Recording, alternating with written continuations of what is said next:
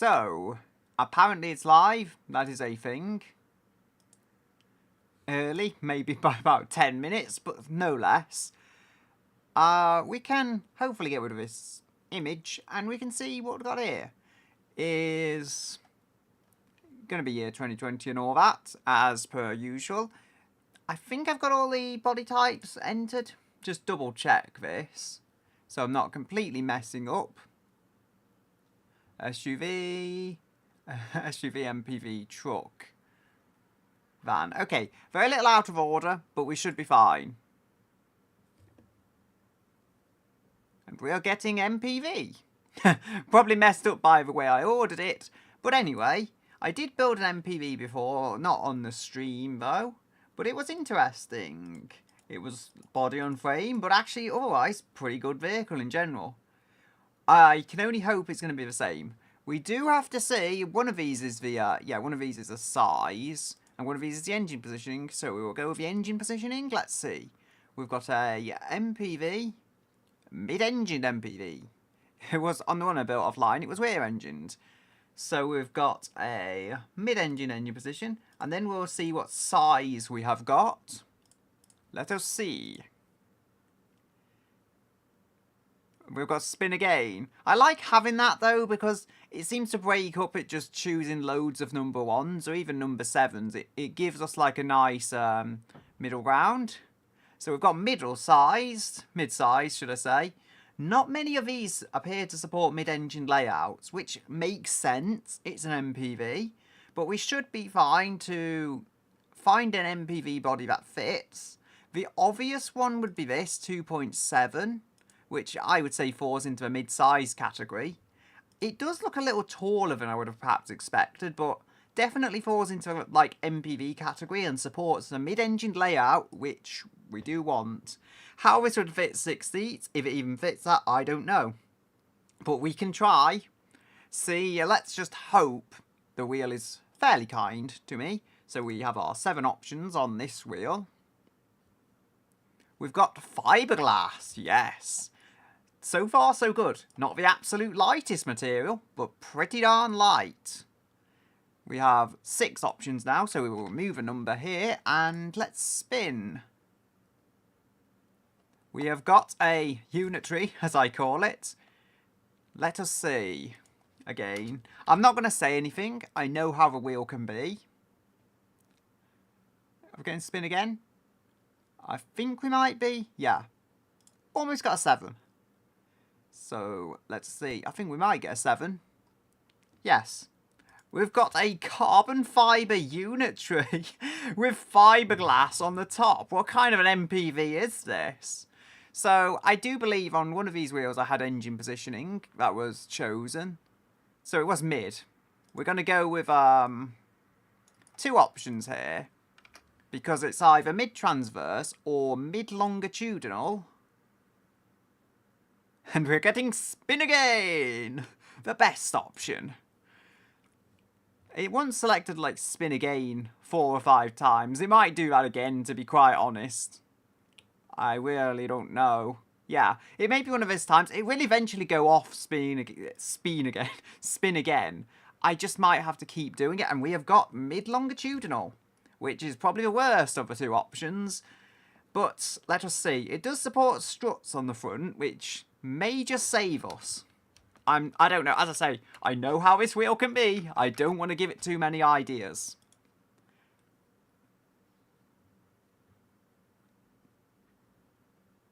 Yeah, I've got a 4. I will take that.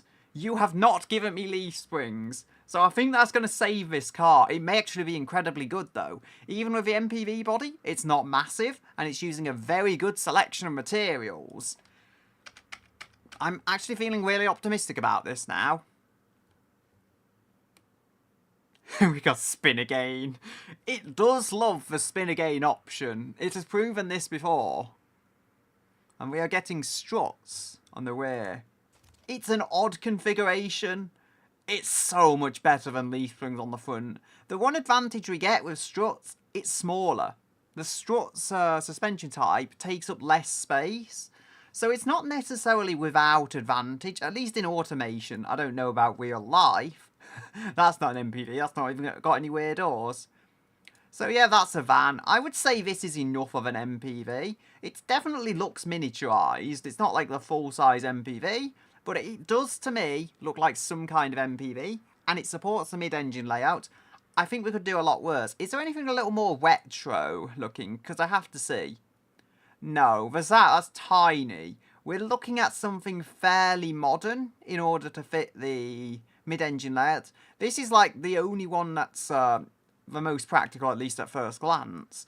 And this is from 2005, apparently, meaning it probably came out about 2010.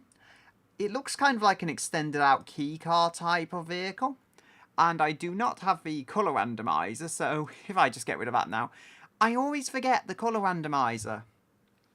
Random hex colour generator. Hopefully this brings it up. I mean, this is in that colour. Okay. This seems interesting. So we can just generate a bunch of colours and we can generate a bunch of colours and choose the first two that come up conveniently on camera. We've got blue and green. So we'll copy that. Like, this will give us two colours. I do have to the wheel looks like it's taking up a bit much space, I don't know. If I just do that, yeah, we could probably crop the wheel actually, just because of how the settings were. It just seems to be taking up a bit too much space below it. I should really have aligned this up before, but I didn't think, so... Come on. Is that... No, I want it to line up perfectly, and I know I'm probably expecting too much.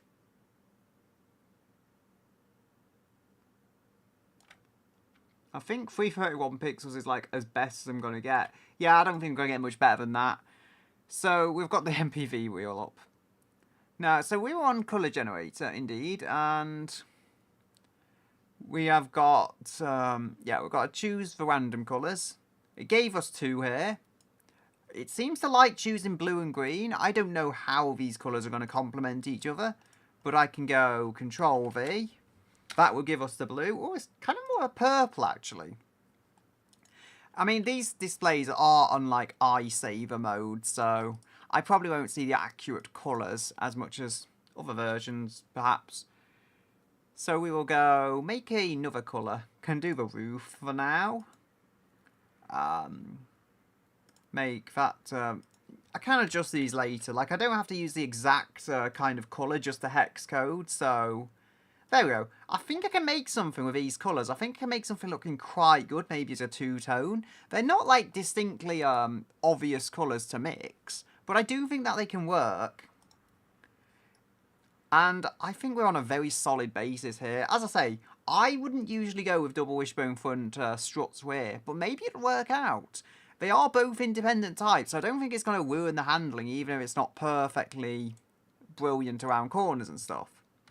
So I think, oh no, I just realised I copied the hex code, not the actual thing. Oh no, I'm sorry, I am just being so dumb right now. We have to select between front wheel drive and well, 4-driven wheels, and then we'll change it based on that. So we're not getting spin again, we're getting all-wheel drive of some kind. I'm liking this so far.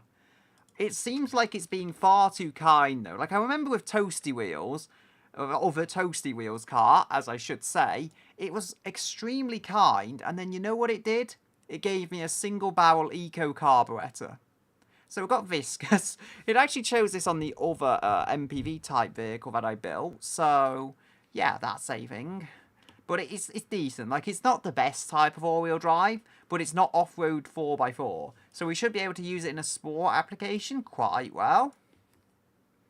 Now, what are you going to do? You're going to give me an inline 4 or something game? Or wheel, should I say? We've got 4, is it? 3, okay. 90-degree V-engine. This could work out.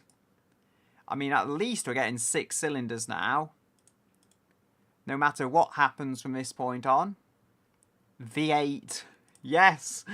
I like it already. We're getting a V8. Yay. I still don't... I don't quite get the vision but I think it's going to be fun, whatever happens. So we've got aluminium billet, is that? 1, 2, 3, 4, 5, 6. Yeah, we've got aluminium billet. Then we have got to go... We've got 4 options here. Let us see. Let us see what it builds. Pushrod. I've had good pushrod engines before. You know, I'm not going to complain too much about this. Pushrod is not the worst. Direct acting overhead cam is, in my opinion, the worst header type. But any of these, you can really get good performance if the rest of the engine is good with it. And we've got aluminium billet race. That's actually nicely aligned. We've got high-end aluminium top and bottom end. It is pushrod. But as I say, pushrod isn't going to doom the whole engine. And we are going to have to decide upon a size. Now... This particular body doesn't seem that great. I'm going to have to try 1 or 2 of the other bodies at this point just to see what it will take. That's a little large at 2.9. We've got this and we've got this. So 2.6. Now, I feel like these are the same body, to be honest, though, looking into it. There is a bit of flexibility I have. So, yeah, I think these are the same. But there is a bit of flexibility. I can go larger, smaller. But that's 2.85, 2.28.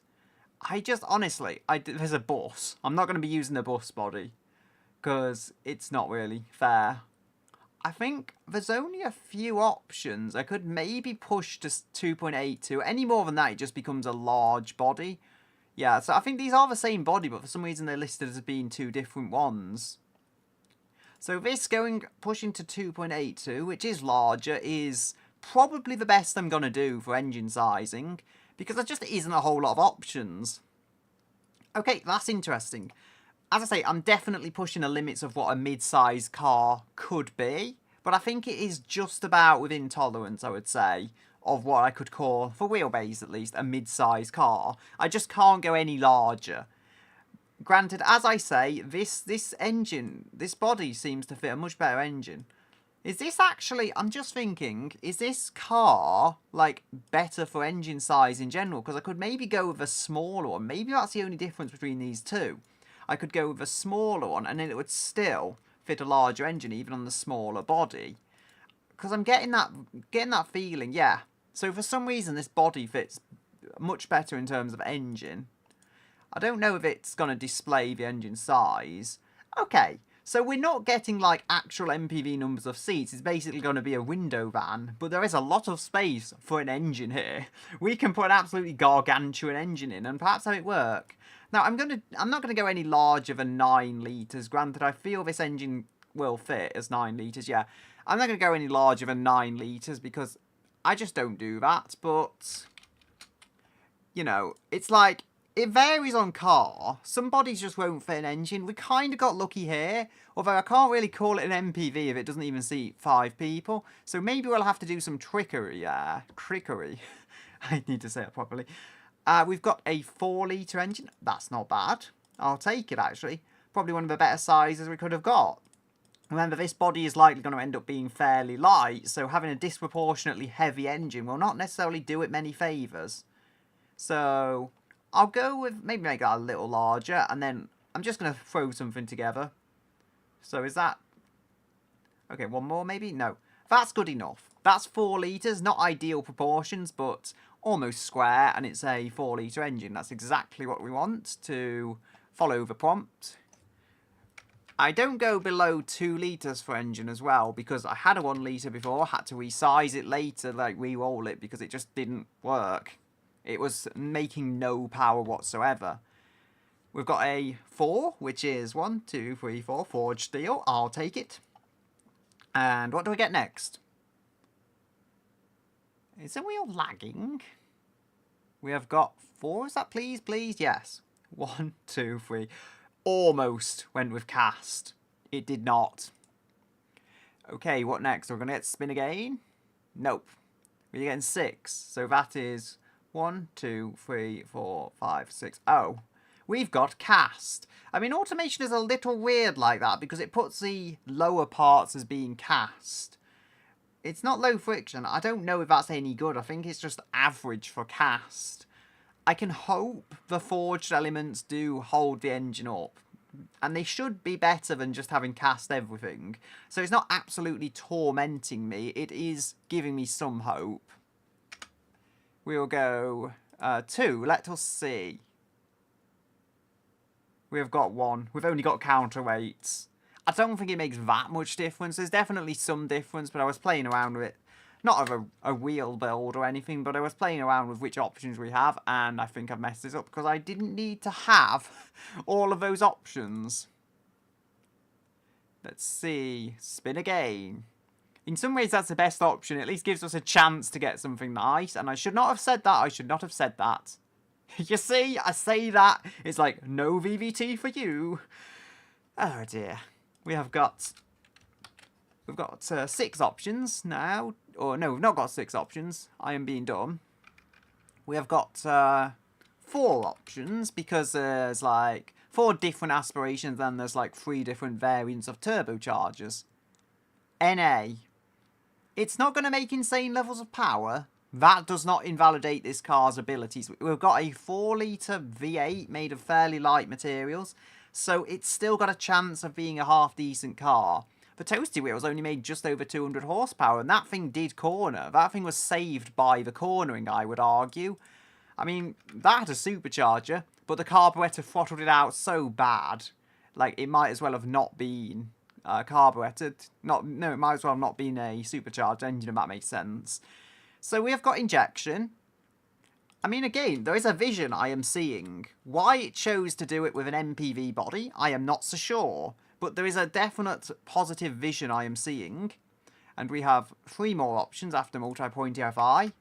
This is like downright becoming a race engine at this point. It's not being like the best race engine, that would be a 4-valve dual overhead cam. But pushrod can be capable, as random wheel builds have shown before with pushrod engine type. It has been pretty good. And I don't think there's much difference between like twin and per cylinder fuel injection. So I think we should be pretty good here. I mean, maybe per cylinder is like more reliable or you can get slightly more power out of it. But there isn't a whole lot of difference. Now, what engine, 4, 5, 6. What kind of fuel do we have propelling this? I think it's given me like methanol before and that is not efficient at all. Okay, so we're getting it powered by compressed gas, aka LPG. And we will see, we've got 2 options here. So I can cut them out and add them again if necessary. We are getting the lesser form of LPG. Still a pretty good road-going fuel, though. Not horrendously inefficient. I believe it gets less miles per gallon than petrol, but due to the type of fuel, I think it's still deemed to be better for the environment. Something like that. We have got 4 options. Let us see. Intake manifold. What do we get? We get spin again. And I'm not going to say anything. The moment I start being positive is the moment things start going wrong. We have got a number 2. The best number. So, performance mid. No, number 2 isn't the best number. Leaf springs fall under number 2. So I can't really have a right to say that's the best number. It's often one of the better numbers. But this stuff like with automation, sometimes it doesn't make sense. So we've got a race exhaust. We've got like mid performance, which is pretty good. Not the full high RPM stuff, but pretty good. Race is very good. Now we have got, as I say, 2 more options to check the exhaust type. Spin again. You probably know which one I want. And it looks like the wheel has been kind, because if it's a single exhaust on a powerful engine, you need a lot of exhaust size. Also, you can have dual exhaust looking cool and stuff.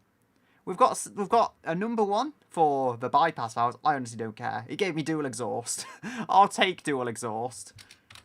4, and I apparently entered them numbers correctly, given how quick I was typing. Could have been a lot worse. So again, not high flow freeway, but it's a pretty good catalytic converter. This thing is not going to be horrendous for the environment, I'll be honest. Some of them before, it's given me like leaded fuel, and then you can't get a catalytic converter because it's leaded fuel. Also, I think nitromethane, you get about 4 miles per gallon in some cars. This is going to be a lot better. We have got a muffler, so it's going to be less obnoxiously noisy than some things the wheel has built. And we've got reverse low. This thing might be very quiet, actually. It's got, like, some cars that are not noisy, one baffled muffler will make them extremely quiet. I don't know about this, but man, it could be. So how much power have we got? 276. I think I can rev this out more. Just looking at the default specs, the pistons do weaken it for torque. We'll see if that's going to be an issue, but it's not turbocharged, so it's less likely to be an issue. Revs are pretty decent. We rev it to 7,900. Not the highest I've seen, but I do have a little more control in the overall engine proportions. And we're making almost 300 horsepower just off the bat. Like, that's pretty good. I can probably remove a wheel briefly. I haven't got the music on, have I? I've made a mistake. A bad mistake. But we can hear it.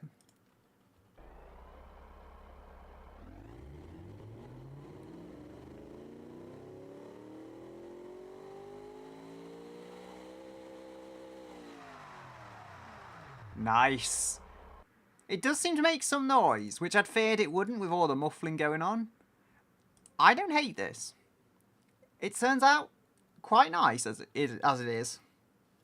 Should be having the music starting in a moment. Yeah, indeed. I don't know. I don't think that's too loud. Can probably... Yeah, I think that's fine. It appears a little loud on my headphones, but I think that's just the setup there. So we've only got one valve cover design, unfortunately. But we got fuel injection. That makes up for the pushrod header easily, that we've got fuel injection. And I mean, it looks like an MPV, but man, this is actually a decent performance vehicle. I mean, I don't think you're going to fit rear seats, I'll be honest. But it looks like you could actually have a decent kind of miniature MPV, as they were popular in the early 2000s, which is really just a hatchback with a taller roof. But anyway, it is something, you know. We've not got an entirely hopeless vehicle going on here. 7 options. Let us see. Wheel. Should have brought that up sooner. So, 1, 2, 3, 4, 5. Dual clutch. Okay. I mean, this isn't going to line up for the gearbox numbers, but it is how it is. So, 1, 2, 3, 4, 5. We've got 6 gears. Not the most, but a 6-speed dual clutch. Very solid for a fairly light little sports car, which happens to look like an MPV for some reason. It's just, I get that vibe. It's like a Lotus if they built an MPV. That's the best way I can put it. Why Lotus would build an MPV, I have no idea. But, you know, it's like that. I guess Lotus doesn't use carbon fibre chassis typically, but aside from that, you know, it kind of makes sense as like the Lotus MPV idea. So we've got 5. 1, 2, 3, 4, 5. A helical LSD, and we've got a viscous all-wheel drive system. So maybe not the ideal differential setups, but it's good. Like, the only issue it's coming up with so far, the engine has unutilized fuel octane. And I kind of agree. Some minor stuff with the engine is all that's wrong with this. Although, granted, you may see the tyres. Wow. I have been lucky. We are not just getting race, we are getting the radial race tyres. This is too good. I just feel like the wheel's going to do something, like it did with the toasty wheels. Like, you get one single barrel eco car, but we're past that point. Okay, drag, soft, medium. Medium race tyres are good. Now, if I just go back, this is what the Toasty Wheels Turbo had, which was actually supercharged. But what that had, it was these cross-ply wet, and they were incredibly good. Now, medium is maybe not ideal. Like, you could argue maybe soft is better. They are solid race tyres, honestly. It's not chosen drag. When I didn't do on stream, it did choose drag tyres, and they're not ideal. These are just some very good tyres, and it's all-wheel drive, and it's made of fiberglass. The advantages are just stacking.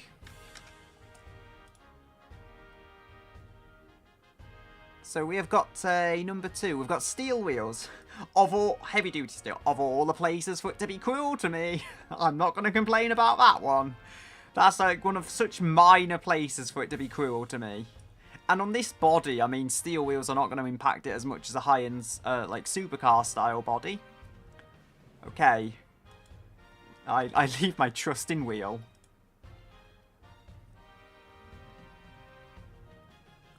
We have got disc brakes? You shouldn't have, Wheel. You shouldn't have. So we've got 2-piston disc brakes, I think. No, almost 1 piston, but we've got 2 piston. Now we've got 4 options here.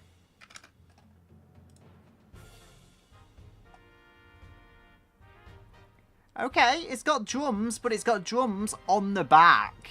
That's not a bad config overall. Like, it does say kind of 1960s race car spec.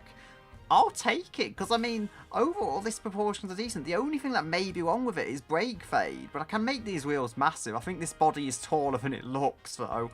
How large are these wheels? Because it looks like a tiny body. I think it's just extremely tall. Can I stretch them out?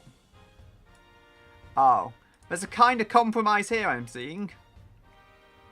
Like, this is probably not going to need insanely wide tyres, but still. It takes a lot on the front. I feel like I must be missing something really obvious. Ah, there we go, I found it. Hi, Slurshy. I am doing this thing again. Yeah, I mean, it's been really cruel before. Like, this car makes too much sense. I'll show you. This is built an incredibly good car. It's on medium race radials. It's got a carbon chassis, independent suspension, and a fiberglass body. This makes too much sense. It's built a very good sports car, which for some reason it asks for an MPV body. I don't know. It's also all-wheel drive. It asks for an MPV body. No idea why it asked for an MPV body, but it thought that would be fun. So, you know, I mean, hey, I can't hate on it. It is kind of fun. Ooh, can make it, like, give it those BMW proportions in an MPV, because that's obviously what you need. Yeah, it's like, it has selected, though. Like, it has this habit, I should say. It's got this habit of selecting drum SLS as the front brakes. No idea why. The wheel just loves doing that. I had to add spin again as well because it loved choosing the number 1 a little too much. That at least kind of stops that a little. I was going to go to the wheels because this is... I was struggling to get them wider. The body is a little awkward when it comes to this. There we go. That is what you want in your MPV. It's on steel wheels as well. That's probably the weirdest thing it's done, honestly. Got a V8 in the middle. Got to have that naturally aspirated aluminium V8. 4-litre V8. For a random wheel build, it could have been so much crueler than it has been. This is actually genuinely competent. A little too competent. So we have got 5. Let's see what that is. 1, 2, 3, 4, 5. Flow optimized. I think that's pretty good. Not full on race tech, but what's happening with that real text? That just looks a bit off. So we've got... I'll add that when I sort the aero out, which will be a bit more on the design side of things. I don't think this game says crossplay anymore, which is weird. It said crossplay before, if you add the options. It's a V8 that's 90 degrees, and it's got a push-rod header, so it's a very interesting build. I mean, it might be crossplane, but it had, like, crossplane crank or something before. Now that option is not there, so I don't know what's happened with that. It may just be crossplane from standard. I am not sure. There is going to be some tuning, and this thing is probably going to be the fastest car we've ever built. So, seats, I can't do much. It basically, if I remove that, it becomes a van. If I do this, it's just a very uncomfortable, miniaturized MPV, which follows the prompt a little better, I feel. Cross-plane intake. I mean, the intake, honestly, it's just whatever the wheel chose, but I could see that being cross-plane. That's the engine, it's randomized anyway. I mean, I should probably know a lot more than I do, but we are going to see. Is it going to give us a luxury interior and weigh the whole thing down? Standard. Okay. That's not bad. I think what I normally do with these, I just go minimum 70s because I can't see them being any older than that. So we've got 1, 2, 3, 4, 5, 6. So we've got 6 options for like what decade we get. And we will see. We've got 5. Okay, so I think that's quite modern.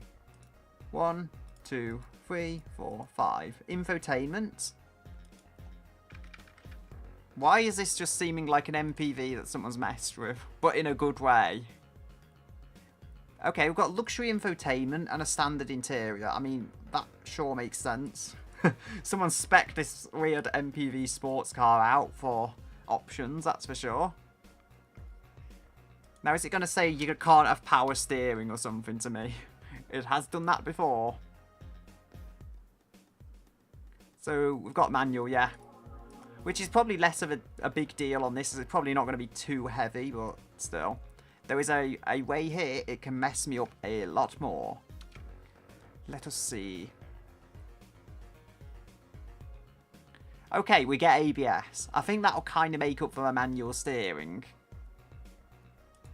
I do think this thing is really going to handle. Taking the kids to school. Because it's like a 2+2 for seating, I don't think the kids are going to be comfortable. Like, they're probably sitting on, what do you call them? Not park benches, 2 miniature park benches. The kids will not be very comfortable, but they will get to school quickly. Unless it's raining, then they probably won't be getting to school. Not safely, at least. So again, I think I'd do the same options. 1, 2, 3, 4, 5, 6, yes. So it will choose how safe this thing is. Will it be a total disaster? I don't think it will. 1, 2, 3, 4. Okay, so we're getting some kind of 2000 safety. I don't think it's going to be too heavy. The only thing is the infotainment that might add weight. Everything else is pretty light. Even the engine, for what it is pretty light. So yeah, it's got advanced safety from the 2000s. I mean, the body is 2005, so it's not actually as off as it might seem.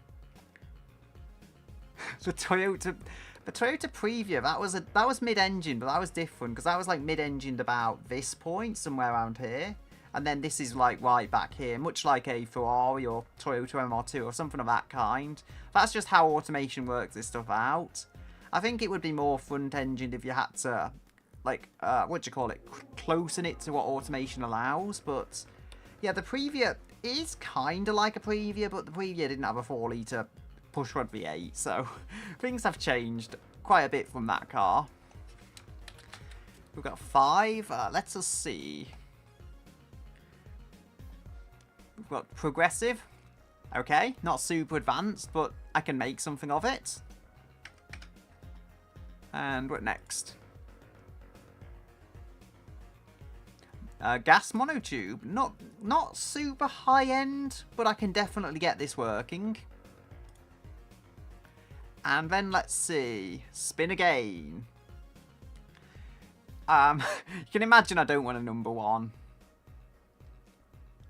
And it gives me a number 1. Like, that's what happens. The wheel is almost self-conscious. I say, like, I don't want this technology. It gives me this technology. At least we do get ABS. Like, this thing without ABS, it would be far too much power. So, that's the thing. Could probably lower the music a little to, like, 23. There we go. So, the car has strong oversteer. That's what I like to see. No. I feel like I could probably go with slightly wider rear tyres because it is rear-engined and... Not rear-engined, mid-engined all-wheel drive.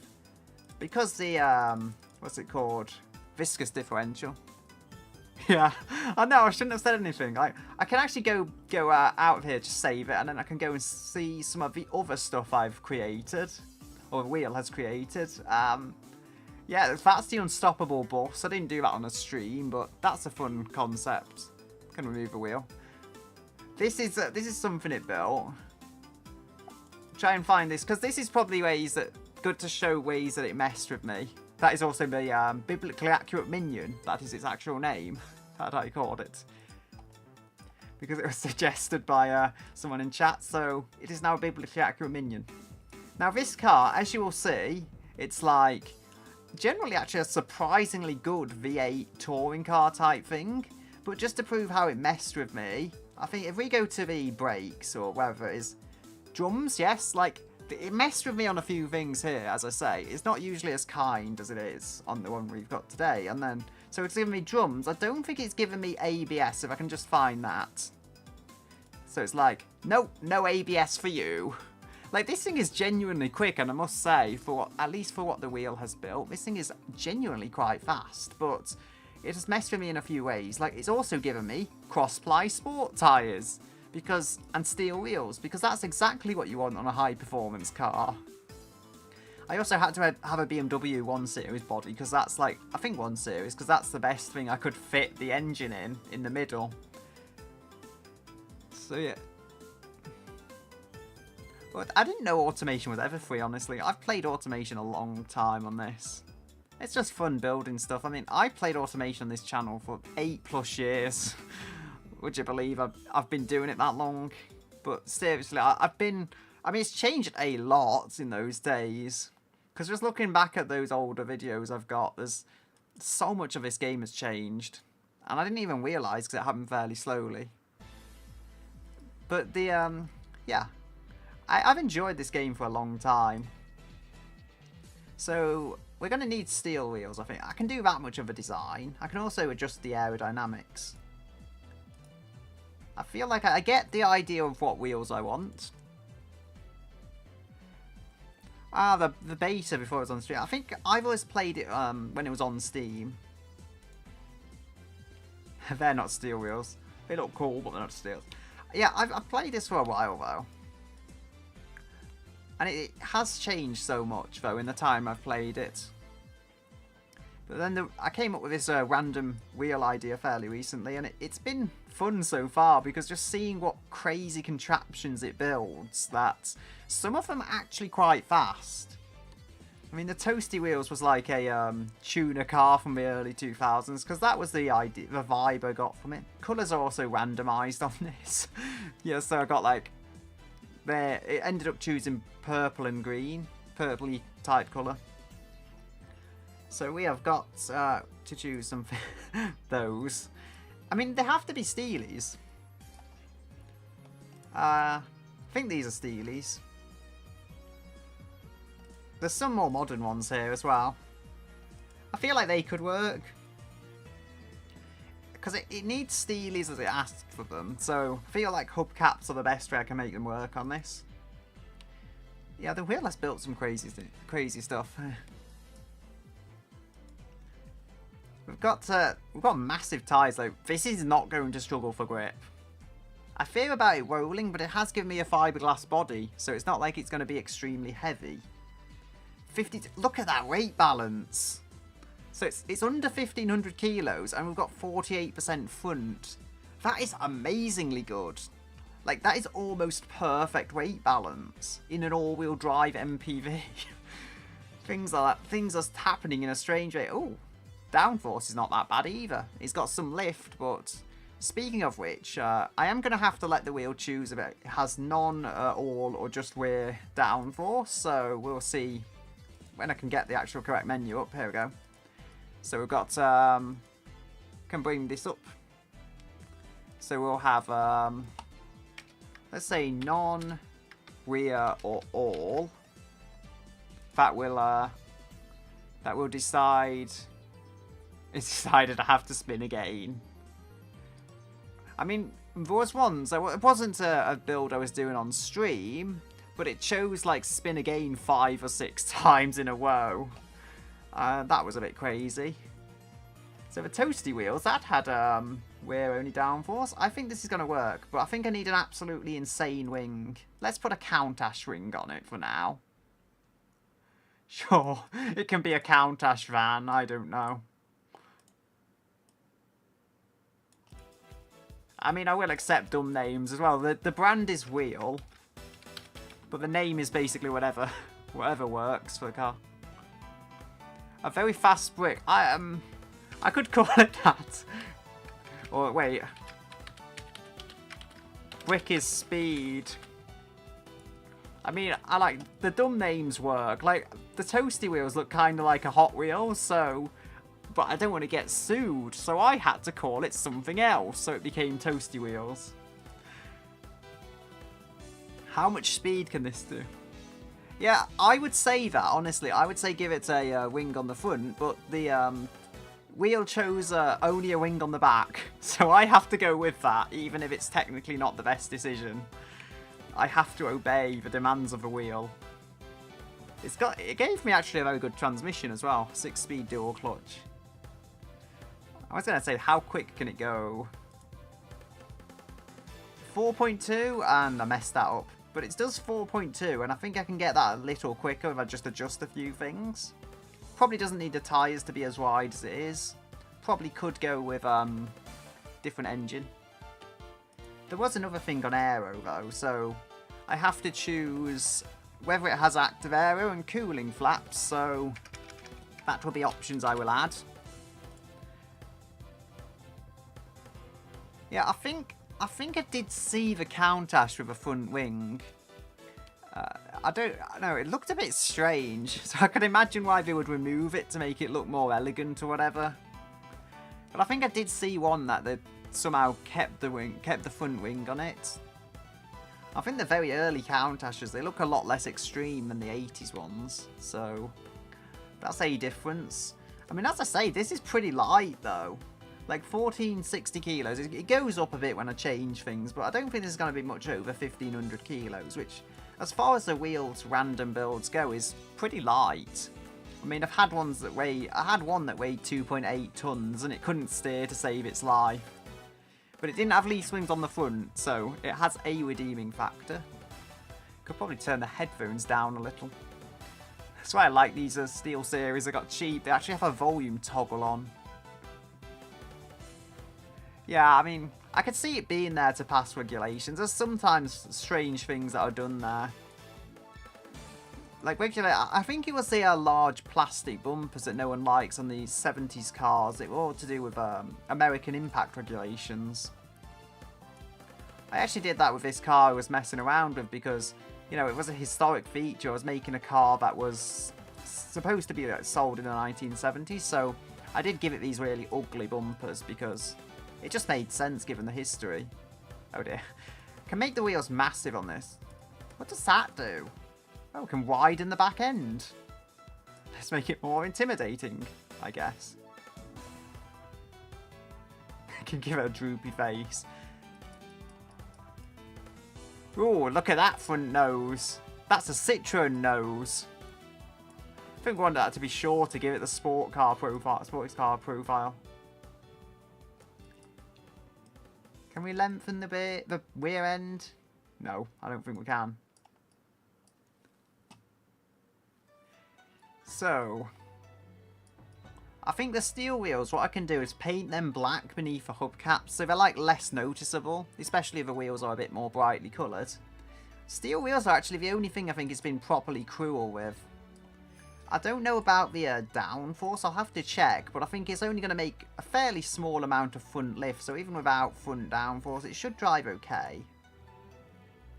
I just need to find where it is. There it is. It should be on summary somewhere. No, I don't know. Summary. There we go. So it brakes very well. I think the Toasty Wheels did about 30 on its cross-ply race tyres, and we've got a lot of rear downforce, so we can definitely lower that. Can probably also remove a wheel from the stream. It's too much information. We've got 48. Can definitely lower the rear wing angle. Maybe because it's on flow optimised under tray. Some just work better, but the wheel chose what the wheel chose. I mean, the front downforce isn't awful though, so I think the thing is still going to corner. I'll probably keep repeating it. Rear wing angle can go down a little more just so it makes downforce in the positives. Ooh, we've got 0.666 kilograms of downforce. I think also if you lower a car, it kind of gets more downforce. I know lowering a car to the maximum isn't necessarily good for it, but more downforce. Yeah, the drag from a foot. Yeah, I mean, just make it look like a ramp car, so it has downforce. Unfortunately, I don't think that affects the actual way automation measures it, although it probably should. Could see that definitely happening. So I can lower, if I lower the car enough, yeah, the rear downforce is there, even without the setting being turned up. I think there is, like, definitely something here, though, with the wheel arches. I want them to be somewhat more even than they have been. Let's go body morphs. There we go. Fit those nice large wheels in our family car, which has racing slicks for some reason. I do love the insanity it creates at times, though. I think we can, like, have this, I think they call it stagger between the front and rear, because although there is an all-wheel drive system, I can make it slightly rear biased, like I have here, to balance out for that. The car, well, that seems like a predictable issue. The car has rolled over during testing. It's like, why does that seem like it's very on-brand for what this car is? Like, it has no other issues in the red, it's just the car has rolled over. I love how that's the issue it chooses, like, of all the conceivable issues. So we'll go sport for now. Maybe that'll stop it. Maybe even race for the time being. The car has rolled over. No matter what I do to it, we'll comfort, like, or off-road magically make it not roll. No, everything I do to this seems to make it roll. Unless I go into the finer tuning and stuff, which will probably work. Can probably remove a little bit of the camber and stuff. Maybe if I don't have super high front camber. I don't know. I can just lower it out. It looks kind of good when it's lowered, but I am going to have to try and change the wheels because they are not large enough. Come on, make them as large as you possibly can. For all of the traction patch. And I don't think it's going to stop it rolling over, but anyway. We can go with like 18-inch steelies or something. Because sportiness. Does that allow me bigger brakes, I wonder? Because 18s are quite large. For now I can just make the brakes as large as possible. I think this looks okay. I feel like making this look really aggressive. Just the most aggressive MPV. It's like it saw its friend go to the scrapyard, but it's not gonna let you off easy for it. The thing wants revenge. It saw how you treated Mr. Ford. Actually, this is technically rear aero, so maybe I could like cheese my way into it. I don't know. Probably not. Because it'll just add rear aero. We won't actually add anything to the front.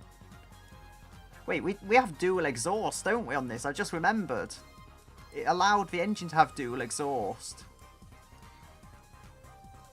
The world's fastest watermelon. I remember it chose watermelon colours, so I'm just like, I'm going to run with it.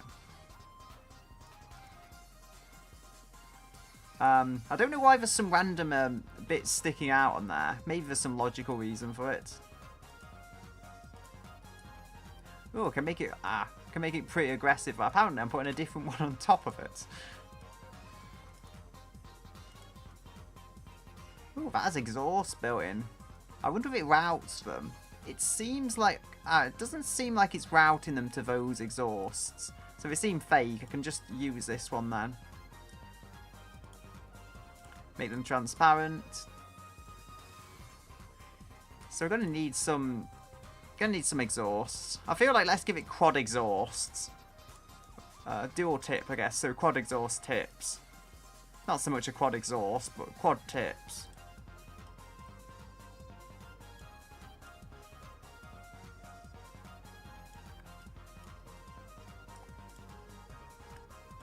So, Pikes Peak's back. Yeah, if only the thing wouldn't roll. Unfortunately, if this keeps the roll up, I don't think it's really going to be going over Pikes Peak without tipping off the course. But I would like to dream. I would like to dream that the Bricky's speed would have some incredible specs. Incredible speed, should I say. The specs are already incredible for just a randomised vehicle. It did choose cars with front leaf springs. I'm not a fan of doing that, but I must obey whatever the wheel tells me. I mean, I think there's an aggressive grille. I think I used it on the toasty wheels as well. Not this one, but I don't know, maybe that'll work. Tesla grill is that? Probably not. I don't think Teslas have any airflow on the front. I could go like crazy and just give it ball bars or something. I don't think it would work though. Maybe if it had a more retro body. I feel like there's definitely something that had a front lip on it, but yeah, this one. And it had a front lip, but it doesn't actually do anything for downforce, so it's ideal for this kind of vehicle. As we are not allowed front downforce. Can get the fog lights because sportiness. Tipping over was a driver's skill issue. I mean, I feel like it is fixable in the suspension though, but I don't know, maybe it's also the tyres. Maybe I've given it far too much tyre width. I don't imagine it using all of this unless it makes some kind of crazy power, which I just don't think it's going to make. But anyway, we do get the fog lights because sportiness. I feel like if I go with some really, for lack of a better word, some really gawky headlights like these. It's smiling. The thing is it feels like a forced smile though. It feels like it's smiling through the pain. Like, I'm happy. Believe me, I am definitely happy. I'm not sad at all. You can tell by my eyes that I am happy.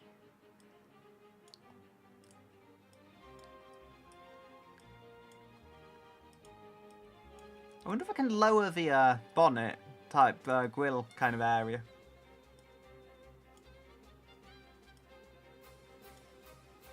I do have to incorporate the other colour somewhere. The easiest way to do that is like with trim, if it lets me select that.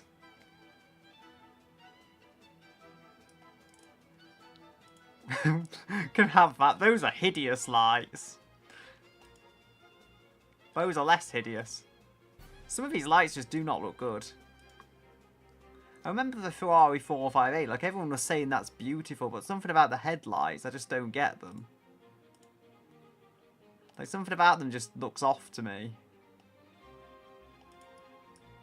I feel like I need the most 2000s version of these lights, I don't know. Keeps seeming to make the back end of them black.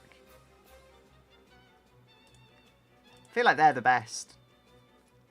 Probably have to make the insides chrome though to actually get them working. I mean, the other one I gave it those Altezza headlights, as they call them, which were incredibly popular in the 2000s.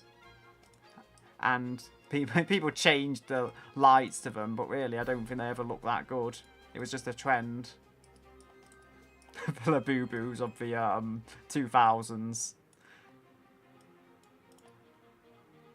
I think that could look worse. It's got fog lights.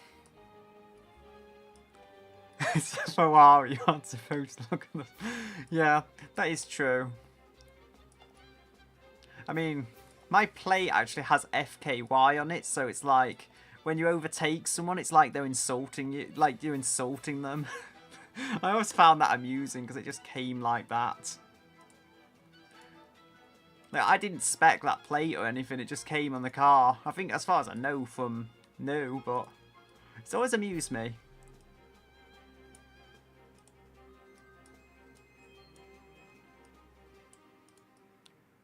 These mirrors look off.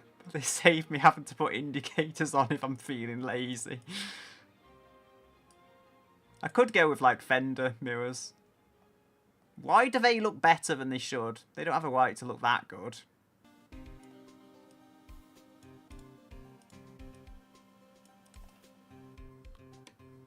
I mean, I thought what I could do, I could actually put Ferrari taillights on it. I did that on another car, which looked more like a Ricer than this, but that had the 4 tail lights. It is mid-engined as well, but I kind of want it to look front-engined because you expect less from it that way, I feel. So here we go. Is this, this might work. No, I want one that's a bit more curved around the edges. Although, granted, maybe that would have. I don't know. Something like this is what I was thinking. Yeah, I mean, fender mirrors do look good, I feel, in the right circumstances, but They don't work on everything. I mean, I get this functionality and stuff. They look really good on old Land Rovers, but I don't feel they look good on everything. So that's the thing. Not every car could have fender mirrors and actually pull them off. I feel like my car, if you just put them, if you put the fender mirrors on, I feel like it would just look awkward and kind of out of place. Granted, my car has a lot of strange stuff going on, so maybe they would work. They're headlights, but I guess if I could spec them correctly. Yeah, I feel like they're headlights, but if I spec these correctly as tail lights, they could look pretty good. So we've got, let's go 2, so they show in on top of it.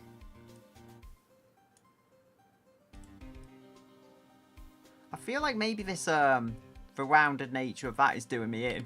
And I should just not bother with that, but use a more simplified one. Ooh. I don't think that's going to work.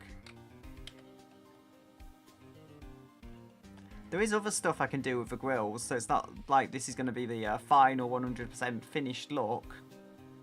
As I can do some other stuff. I feel like that might do the job.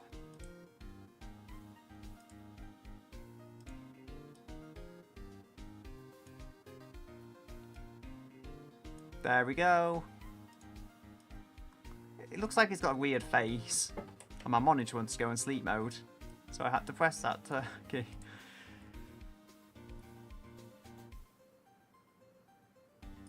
Ah yeah, the pre-face of doors. I tried actually getting mods on my winter car. I kind of broke it. I will get it fixed though at some point. I don't know, I just broke it. For now. But I will fix it. I mean, I'm probably messing something up.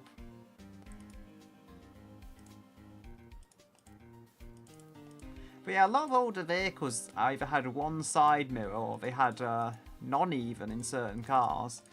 I mean, it became a legal requirement at some point, but if you're talking about, what do you call it, cheaper vehicles, they will have left them off as long as they possibly could before being eventually forced to include them.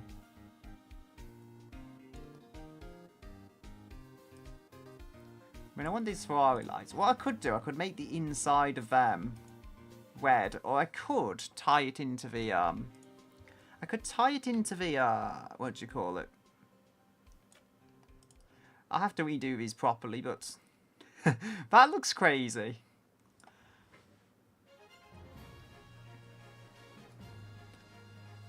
So just spawn in, I don't know, just spawn in doors separately or something, or reload the game.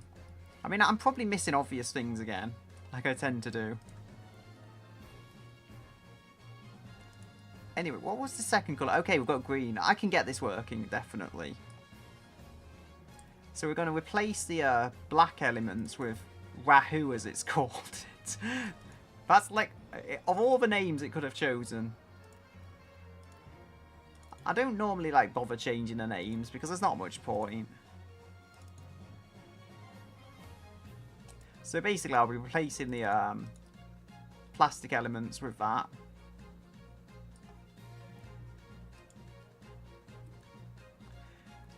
So I feel like maybe that's a bit too much plastic removed. Like maybe this one I could make chrome. I feel like that looks okay. I can also change that material to look a bit, or the colour, should I say, to look a little more plastic if that works.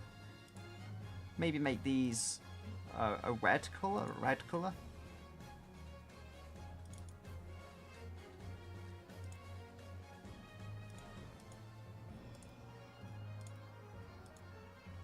They will work. I quite like the look of them.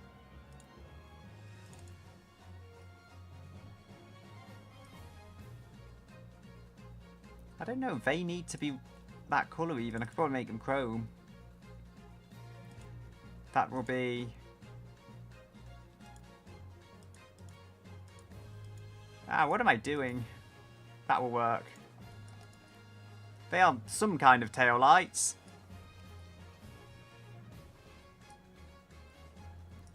I mean, they're like meant to be headlights, but I think they look pretty good. I feel like I need a knockoff Ferrari badge, but I don't know, the wheel already has a badge I invented, which is literally looks like a wheel. The new Volkswagen bus. Yeah, I feel like the Volkswagen bus thing is a little flatter on the front, but I can kind of see it. Maybe at the back. Yeah, the back does seem quite modern. Yeah, I can see that. I can actually see a modern Volkswagen. Go drive it in reverse. I mean, the way automation does calculate these things, I think they should work as tail lights. Because I've changed the colour of the inside. It's a little hard to explain, but I think it'll recognise them as brake lights. But imagine if this actually drove quicker in reverse. That would be a turn of fate. So, could give it a dodge grill. Let's give it a dodge grill. It's so random, but I'm just going to give it a dodge grill. And hope they don't sue me. Probably can't sue me for building like a grill with a cross on it, but it's the joke I like to run with.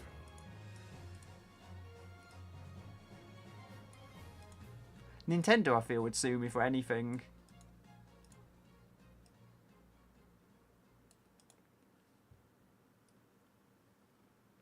How do I flip the body around?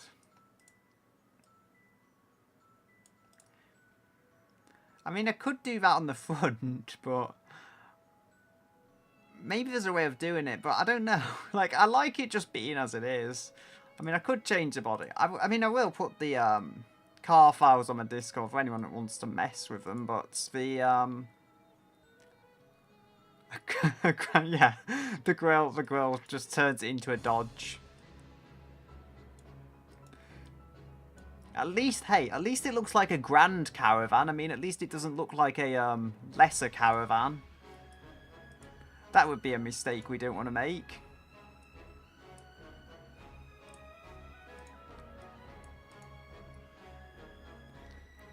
It looks like, well, it looks like to me, it looks like the Japanese tried to build a Dodge Caravan. They hadn't actually seen a Dodge Caravan properly. And this is what they came up with. I feel like we need a bonnet scoop, but then it doesn't need all this ventilation on the front anyway. I will fix that a little. Ooh, what I could do, I could put the fuel filler cap here, kind of thing. Let's have one on both sides, like a race car. Oh, it's been this funny and glitching. Have to return to that in a moment. Could probably change the wheels. The Wahoo colour wheels. But it's actually, as I was saying, there's trim. So we can go... Not a lower body type there. Yeah, some of them have like the two-tone body designs. This doesn't seem to have it. I mean, there's ways I can incorporate the green anyway. I do need to adjust this though, so... I could add the trim around the windows. I could make that green. Bonnet scoot backwards. Where would it be letting air out of though? Because the engine is back there. I guess there's that one they had on rally cars, which that could work. I think the Peugeot 205 had it. I think the Peugeot 205 had that in the Group B car, so I could try and get that kind of thing working. It's like a what do you call it? Indent, is that? Scoop. I mean, that's somewhat like it. Not exactly, but... Is this it? This looks like... no. That doesn't go the correct direction.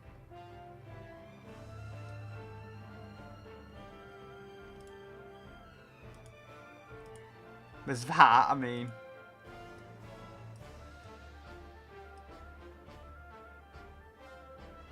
Yeah, I mean, that's what I'm thinking, though. Like, it would have to be something like this. Like, that would work for the overall concept, but it would have to be something that actually fits the kind of idea. So, like, this would look actually like the scoop I'm thinking. Can only make it so wide, I think, and actually have it work. Unless does it cut that out if I move that closer, I wonder. Actually, it kind of does. Not perfectly, but... I think if I make this a little, maybe make it a little longer. I think that might work just about well enough, visually.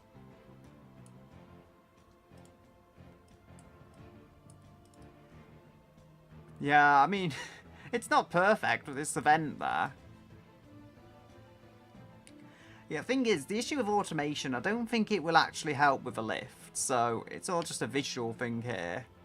Like, if I go back to car trim... I mean, maybe someday, but it's still making 20 kilos of lift on the front. Not ideal, but... I can't change that by changing the body trim. It won't do anything, so the best I can do is just make it look cool. Granted, the air doesn't really go anywhere, especially from this lower grille. I could get the front grille maybe being useful. That's just all looks though down here. It does need it needs some side vents definitely to let air into the engine. Could I put them on the door though, I wonder, and have them actually work? So there's the exhaust, we're added exhaust. Door handles. I quite like these. I think they're 90s though. I'm not sure they would fit that well. It's going to have rear doors. Rear door handle. You can actually get one of these without the rear doors, but then that's not much of an MPV at that point. I think these will work. I can also give them a bit of green trim to tie into the overall prompt. Think, are they the wrong way round? I'm trying to think how you would open them. Yeah, I think, would you? I think they need to go the other way round. Nope. I don't know. I'm just getting so confused by the obvious things.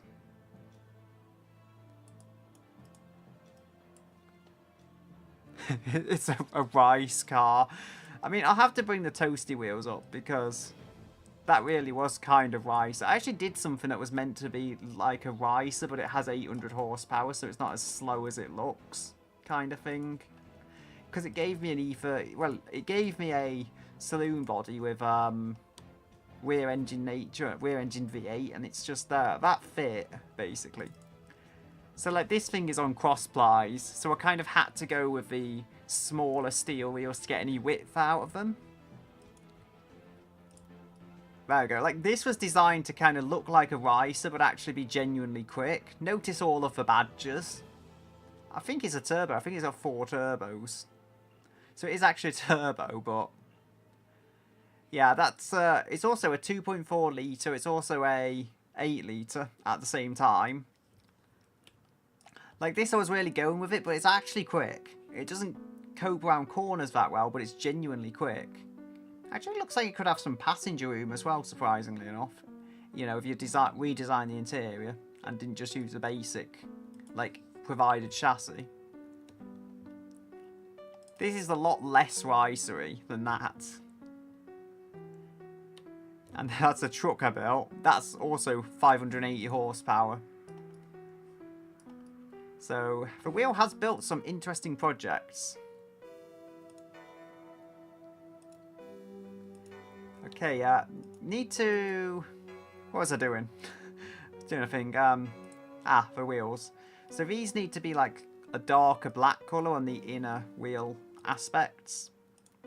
Make them a little shiny, no flake. And that should do the job.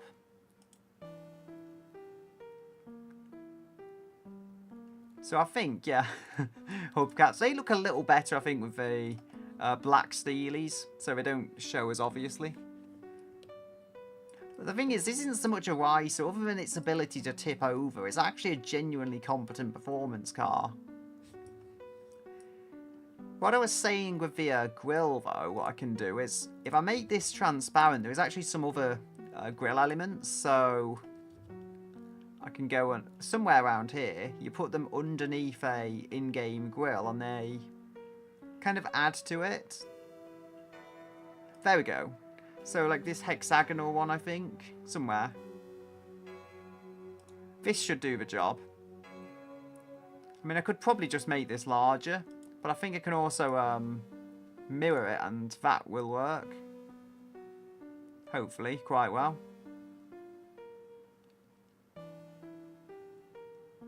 So they're basically, the idea is they go under the grill and they make it look a little fancier.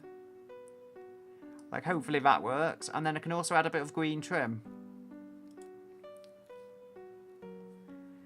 I don't know, I think there's probably Laguna Seca on Beam. I don't have it installed, though. I think if it is installable, I usually test them around the automation test track. So I've got like a few of these already tested around there. And then the toasty wheels, man, that thing was so fast. It was like legitimately fast, but it only had 203-ish horsepower because of a single barrel carburetor. This is probably going to be fast if I can stop it rolling over. So I feel if I go with the wheels, let's see what the speed is. 4.3. I think with that kind of acceleration, could probably make 275-ish. Try this. Now it doesn't roll over. I'll see. So, okay. It's to do with the front tyre widths, I think. If the fronts are too wide, then it rolls. 215s are fine.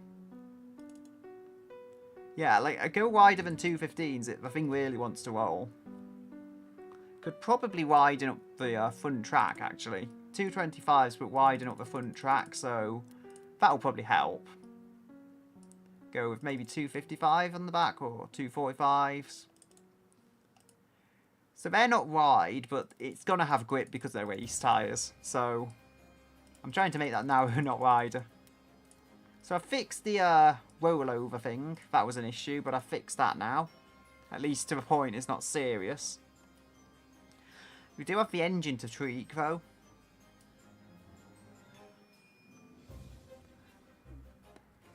Yeah, I don't live anywhere near a large large racetrack like that. I think there's a smaller one, but it's like one no one would have ever heard of outside the town, really. The engine, though, this engine is already capable. I do need to see how much I can get out of this, because I don't want to adjust all the suspension and everything and then find out it's making double the power.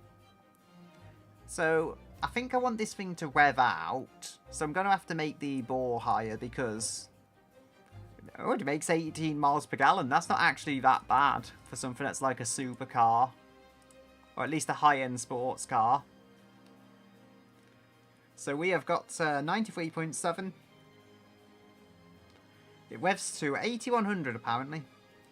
Check how much space I've got, because usually you can use better componentry, but I don't really have that option now. This body supports abnormally large engines, so I kind of lucked out that I chose an MPV body in some ways. Got 68, making 400 now, but that's a larger engine than I have access to. It chose a 4 litre and I should honour that. But this is doing like 8700. That's a good RPM. And I've lost power. Which is probably to do with me making the bore so large. But it does have the ability now to rev out should I really want it to. And then I can change it later. There's also compression, like that I can change. Don't know why it likes the compression being so high. Maybe that will change later. Oh, yeah. I remember, wasn't there a time, though, where seatbelts weren't actually mandatory? So, sitting in the trunk or boot, or whatever you call it there, it would actually be fully legal. So, that was an interesting time to be. I mean, it probably, I don't know, I'm not going to ask the legality, but at one point it would have been very legal to do that.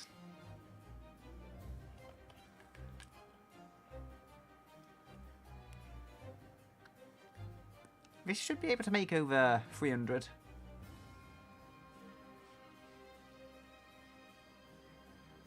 276. It can make over 300. I've had a couple of vehicles that were just under 300, and they drove quite well. So 300 is a good number, even if it doesn't go incredibly quick in a straight line.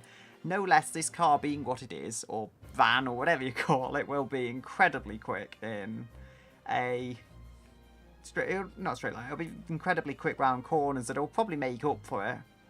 As I say, I think this will be the quickest car that the wheel has ever just randomly generated. It's not that heavy. It makes pretty good power. And the cornering, if I can stop it rolling over, will be exemplary. I just forgot there's no turbo, so there's less stuff to adjust. There is the... where is it? Yeah, I can ramp these two up and use the high RPM, I think. So how much have we got? We've got 8,700. This thing likes revving, even with a pushrod header. So... yeah, it's under 1,500, honestly. It's not that, like, I have a problem. It's just if this makes more power, or the better kind of thing. Like, it's given me the options. I just have to try and make power. Some engines make more power than you would think. What's interesting though, I had this 2,800 kilo car, and even with however much it was, like 650 horsepower, it just didn't go. Probably not helped by having a CVT and front wheel drive, but the thing just didn't go. You had to have electronic stability control to actually get speed out of it without it just spinning all the power away. Which it thankfully did have. It's not like somewhere it's been absolutely horrendous and not even giving you ABS. Yeah, over 300 should be easily possible, though. We don't get valve timing. Don't get variable valve timing. It does not allow that. Seems like, to me, this seems like it could be a 1960s race engine. I know it's got fuel injection, but that aside, it seems almost like a 1960s race engine. So the manifold is 48. The headers are 29. This stuff just doesn't really line up. I think I want these numbers to vaguely line up if they're to make any kind of like consistent solid power.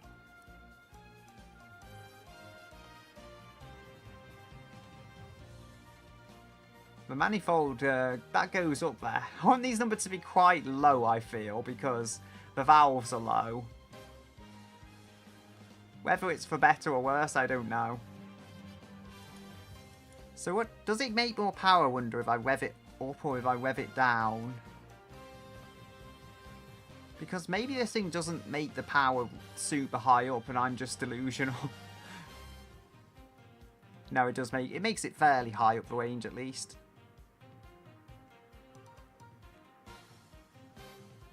I do believe entirely, though, this will make over 300. So it'll probably make 50% more than that toasty wheels. And believe me, that thing was quick around corners. That was under 1,300 kilos. But it only had front-wheel drive. This has four-wheel drive, so... or all-wheel drive, technically, so... there is definitely more potential in this. Especially in terms of, like, power to weight, if I can stop it tipping over. The tyres can also go wider because they are radials.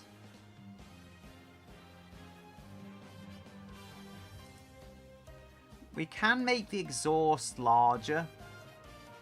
The exhaust is like a super high number, but I can make it larger.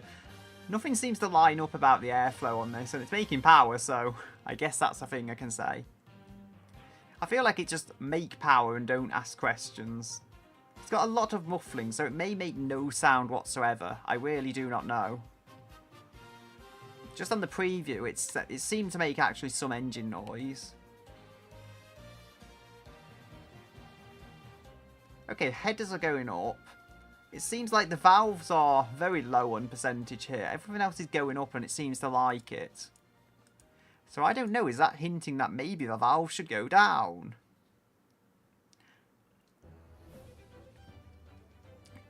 Yeah, it hit power, though, when I did that.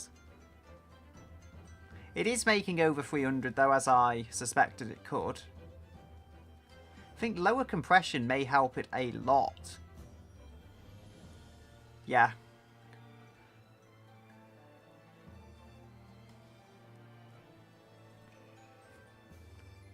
wait, how wouldn't you have radials? Because they kind of fell out of favour until after like the 1970s.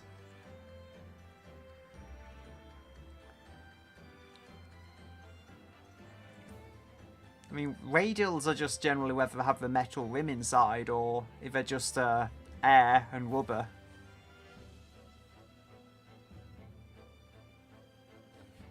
So, I don't know, I'm confused. I'm not sure you can even buy cross-ply anymore outside of very specific applications.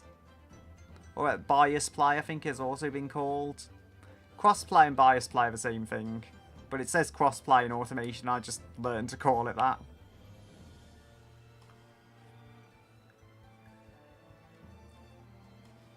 So... extra numbers here. More numbers. Numbers go up. Numbers be good. Ah, radial slicks. Yeah, I mean, this is going to be dangerous in the rain. That's the one advantage that the Toasty Wheels has. It has, like, racing rain tyres, so it's probably actually okay in the wet. This is what I say. You're not getting to school if this thing is driven in the rain. I mean, my car has 16-inch tyres, so not exactly wheels, so not exactly a performance thing. But I can get good tyres cheaply. Whereas if I kept it on the 18s, actually good tyres would have cost a lot more money. And then there's less cushion space in the tyre compound. Which is not a performance car at all, but car thing at all. But I'm not putting down like 600, 800, 1000 horsepower. So it doesn't really matter in my case. Got 312.9. I mean, if I can get 350 out of this, which I don't think is going to happen, I'll be honest, but that would be mega quick, actually. It doesn't need more than 350, that's for sure. 350 would move like lightning around those corners.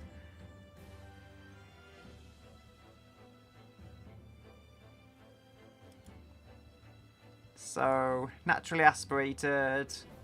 For fuel maps, sometimes ramping this up, or even down, can just gain loads of power.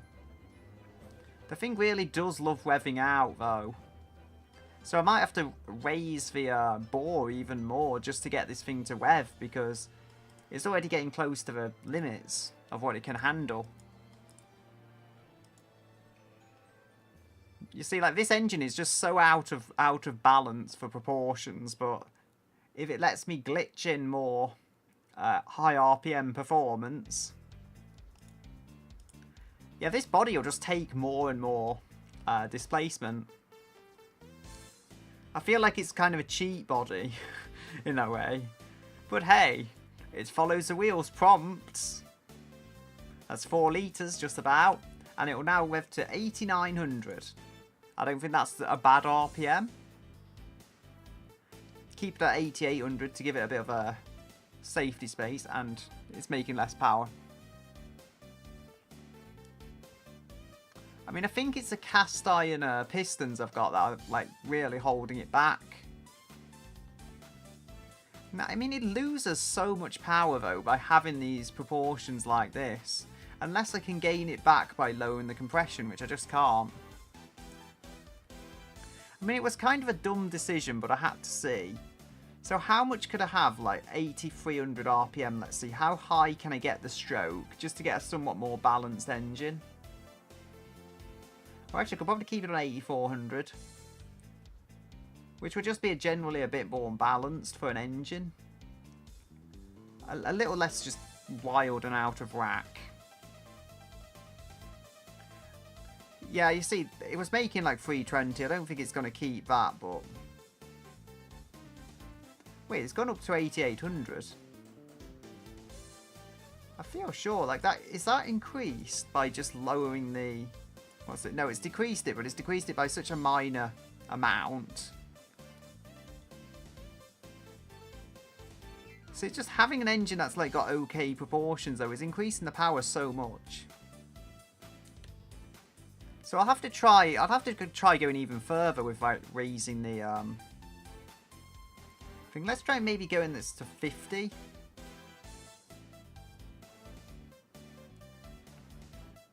Yeah, so this is the easiest way I think I've got of gaining power. The engine was just so messed up for size, although I am going to have to restrict the RPM if I keep going this way. Can still make 8,000, so it's not entirely hopeless. 390, it's not going to manage that to hold it, but 4,000. All of this power, but it doesn't have the revs to take advantage of it. But no less, I can probably lower this and actually get the RPM down a little. As well as lowering this. Yeah, so that's lowering the springs and lifters. That has brought it down quite nicely. And we are making 350 now.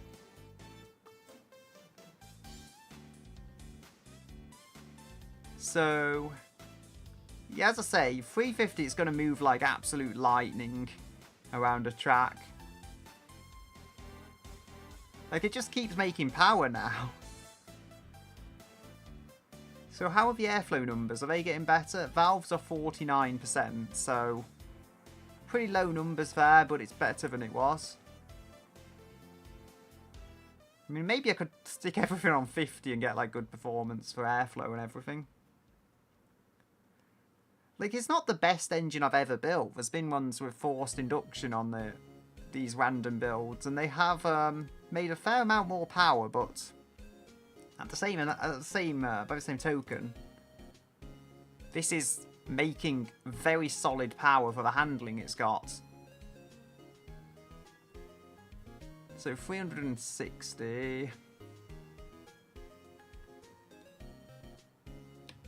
367, is it? No. 0.7. And then, what are the numbers there? So the manifold is very high, apparently. I mean, I can change this stuff, like, if it just hits the power so much.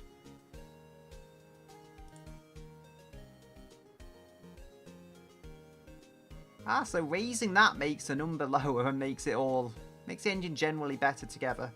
So I think changing the proportions, I have fixed this engine. I've taken something that was so far out of whack, and I've actually got it into a decent state of build. Airflow generally lined up fairly decently. Can raise the headers as well, the race headers. Might make a little less power. I think the curve and the economy and everything will probably work out better. Maybe I'll lower that to like 50 and then adjust the valves to match. Can have a very solid 350, which for a lighter car, I think easily enough power. I've built less powerful engines from these randomised builds, so the first one I built actually as a randomised build, that was a kind of all-wheel drive rally sports car type thing, which I went with a retro style there, and that thing was lovely to drive. Had a 4x4 system, which was a bit odd for a race car of sorts, but it drove well. So 352. I think if I keep them a little lower, we can make 350 and generally have a decent power curve within the limitations of the engine. I mean, the one good thing about this being naturally aspirated, we are not near the limits for torque. Like, if it was a supercharger, it would make a lot more torque, and I've struggled with that before. Yeah, high RPM is better in some ways. I mean, high power is useful, and high torque is useful at lower RPMs and just moving a heavy car. This car has that advantage, it doesn't weigh a lot. So we can kind of get away with a few things that way. Just everything works, I think. Better than it could. The pistons are bad, like, they're not good. But at the same time, the way this car is set up, the pistons, they're good enough. It's not the massivest engine. Massivest, that's totally accurate English. It's not the largest engine, but still. So we've got exhaust on 51. That is generally pretty consistent airflow. I mean, I'll take this. Can see how it sounds if I just mute the music.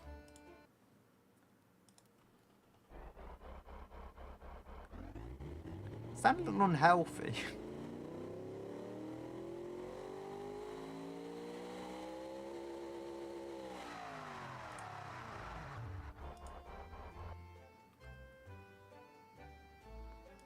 Clicked on the wrong window there.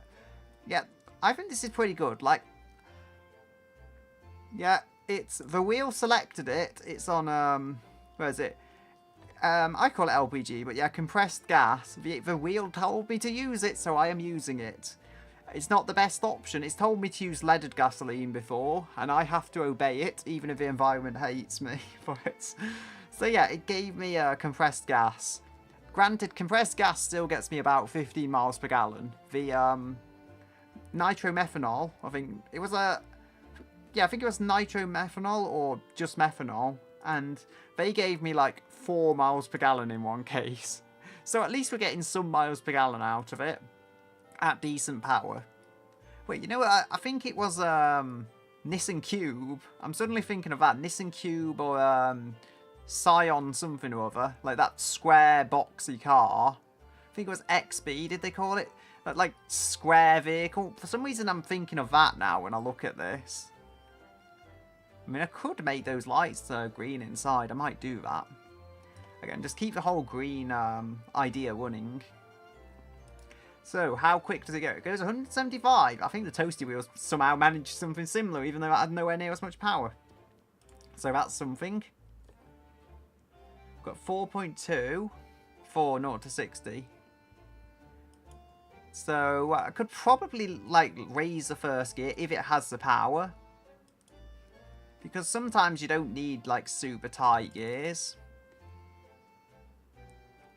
And I mean, it may even help it, honestly, to have longer gears because less wheel spin and such. Although it's all-wheel drive, so I somehow don't think that's going to be too much of an issue.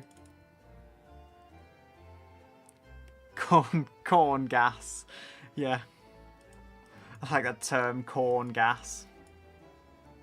Just corns making gas in the field. Yeah, this is 112.1 as it calls it, so I'm guessing that's quite similar. I mean, it told me to use that, and it seems to be doing a decent job, so I'm not really in a position to complain. Like, as much as fuel injection, not fuel injection, as much as having, like, turbos or superchargers can make insane power in this game, this car just doesn't need it. It easily compensates in the handling regard for where it lacks in perhaps the outright speed regard. I just hope it doesn't tip over. Because it's like, even if automation stops saying it tips over, it can still tip over when you export it into BeamNG. It's like the toasty wheels, as I call it. That thing liked tipping over before I sorted the suspension out, and that didn't say anything about tipping over in automation. Yeah, I don't have corn gas. I think I just have the usual diesel, but I don't know. I think it's something like 30% legally of what do you call it? I think it's like 30% biodiesel, but because they have to legally do that, 25 or 30%. So like they don't explicitly say it, I don't think. Well, they say like, I think they say B30 on the pump or whatever, but they don't like explicitly say this is biodiesel. But legally, I think they had to do that. But it's one of those things, like, in the grand scheme of things, where there's cruise liners and, what's it called, private aircraft and stuff, cars are actually just making a trivial amount of emissions in the grand scheme of things. It doesn't, like, I feel like just normal cars, even the high performance ones, are probably not near as bad as people in the government tell you they are. Like, they make emissions, they're just not going to be as bad as they claim. Probably don't want to make this softer. So I'm going to want quite a bit of anti-roll. I'm probably going to use a sportiness value for measuring this. Try and stiffen the thing up. Because the best way I can think of stopping this rolling is just stiff anti-roll bars. The suspension is nothing super high-end, but it should work. It's not saying it oversteers, so I'm kind of impressed by that. I guess it's the all-wheel drive and stuff, but it can say that with mid or rear engine cars if they're poorly set up. I haven't even bothered to halfway set this up, so I mean, that's a way of it being. 2400, 3200. I mean, the sportiness score is the best I can use as like a consistent measurement, because it'll probably like theoretically drive better in a sporty kind of aspect, would I say. I'll see if I can make the wheels a bit wider without it triggering rollover issues. Well, apparently I can. I think 255 should easily be enough though. Like, I just shouldn't need more than 255s. For what this car is, and the power it makes, that's easily enough tyre. I want more tyre for more stopping power and all the various bits around that, but either way, it's going to go, it's going to stop. Like, there's bigger issues. So we've got 255s front and rear. I mean, I can probably go a little wider, like 275s on the back, just for stability, and it does have a slight rear bias with the power, so should be able to work that out. Then we can adjust it. The car has rolled over, okay. Looks like we're restricted to 255s because of that then. The car likes rolling. It's borderline rolling over like at every possible chance. Maybe I just need to make the tyres pretty narrow. If it puts the power down still. I don't know, because I actually want the tread to stop the thing, what do you call it? I want the tread so the thing doesn't, I want the tread so it doesn't, what do you call it? So it doesn't struggle to brake, that's it. My mind eventually got there. Oh, we've got 4.1. Which is an improvement. That is very good acceleration. This thing is doing supercar levels of speed, I would argue. Maybe not the most supercar-y speeds. Like, more modern supercars are probably faster technically, but 4.1, that is solid. And it goes to a decent top speed. All with heavy-duty steel wheels. So, yeah. I mean, it's like they tried to make it sleepery. Like, the wheel tried to make it sleepery, but this thing is never going to be a sleeper. Like, you have to go with a massive wide track to stop the thing rolling. So, still incredibly well balanced, 53% rear. The weight has gone up quite a bit. It's almost 1600 now. Not sure how that happens. It's just as you build this stuff. So, performance, we've got 33.6. I think the brakes are at that point.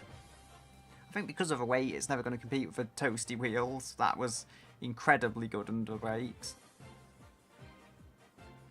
So if I lower that, is there actually a braking limit? 33.8.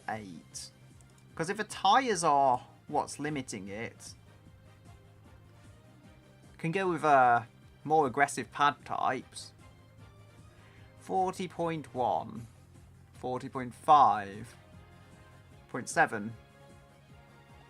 Yeah, it's liking the extra brake force. I'm guessing this is improving brake performance, or at least the sportiness is. The other numbers are not liking it so much because I think the performance is just too aggressive to actually enjoy on the roads.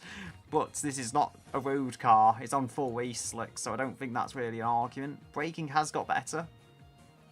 So if I lower that, of the rear brakes, 31.2. Yeah, so the rear brakes are less of kind of a point of contention here. The brakes are suffering brake fade. I'm not so sure I can do anything about that. I can try ramping up these brakes for as much performance as I can possibly get out of them.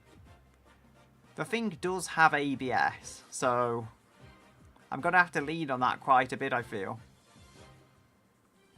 There's only so much I can extract, but it has given me disc brakes, which I think will be extremely useful in just filling the speed out of this. Because the toasty wheels did have drum brakes, which was less of an issue on the 1200 and whatever kilo car than it is on this. It's got a lot of rear downforce. That's interesting. So it's making like 10 kilos on the back. And I think I did like turn this right down. Just hope this doesn't overheat, because that's been a rare issue, but the last thing I think it was that I exported did overheat. So we've got 4.1 here. Yeah, that's quick. I mean, I keep seeming to forget this is all-wheel drive. It's been so kind. The rear dampers are hard and the front dampers are hard. Probably means I need stiffer springs, to be quite honest. More than the actual dampers being the issue. The weight balance is just astoundingly good, though. Like, this thing should not be as good as it is. Drivability has just disappeared. If I lower that... The thing loves to roll. I thought, like, this is the first time I've had this issue with any of the cars the Wheel has built, but it just loves to roll over. Maybe that will show in the finished car, I don't know. So we've got, I could perhaps make the Steelies larger. That might do something to combat it. Strong oversteer, yes, but it's not rolling over. I think it's going to be also a lot on the front. So maybe 235's front. The car has rolled. It's such an odd problem to run into, though. I mean, I can widen the track when I make the tyres narrower, but I want the thing to fundamentally work. 4.1. Okay, I'm not losing acceleration here, which means I trust that this thing is actually going to grip, even with the narrower tyres. It has lost acceleration there. That's about as small, I think, as I can make it without actually losing any kind of acceleration. It's not the best, but I'm going to need that acceleration, I think, to properly make this as good as it can be.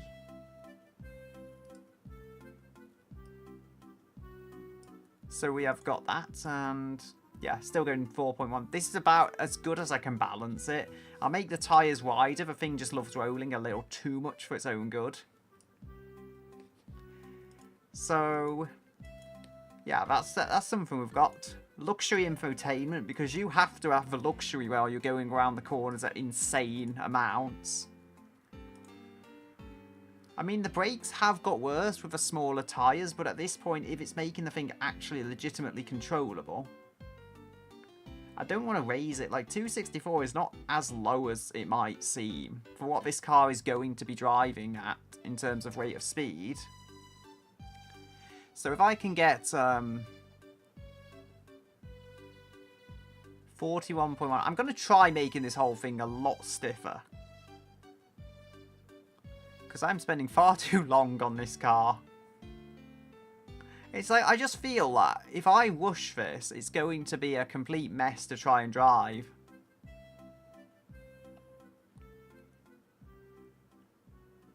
$41.6.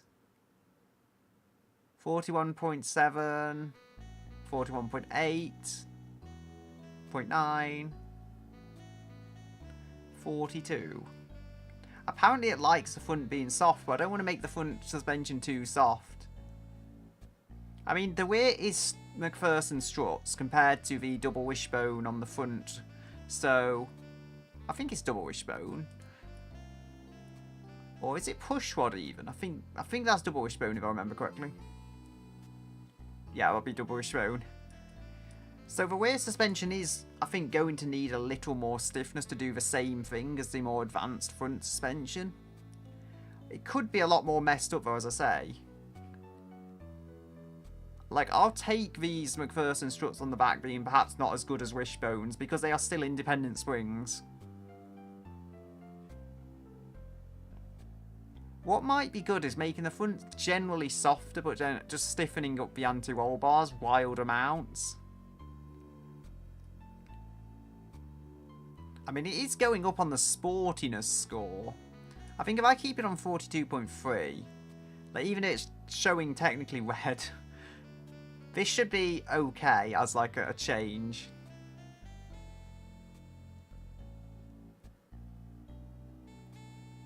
So that's not like completely soft, especially for a lightweight car. 42.9. The front dampers are hard. Does that make them less hard?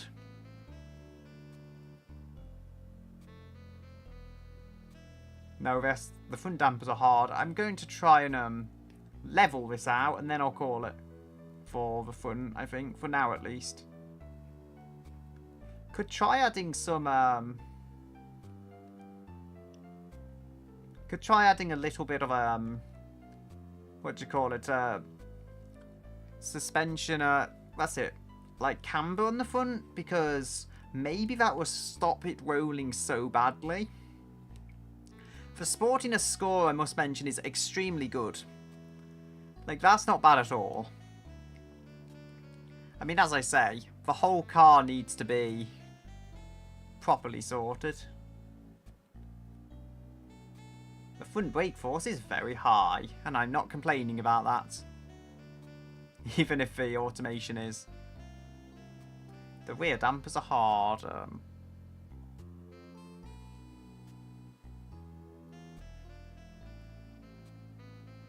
So I fixed the rear dampers being kind of hard there.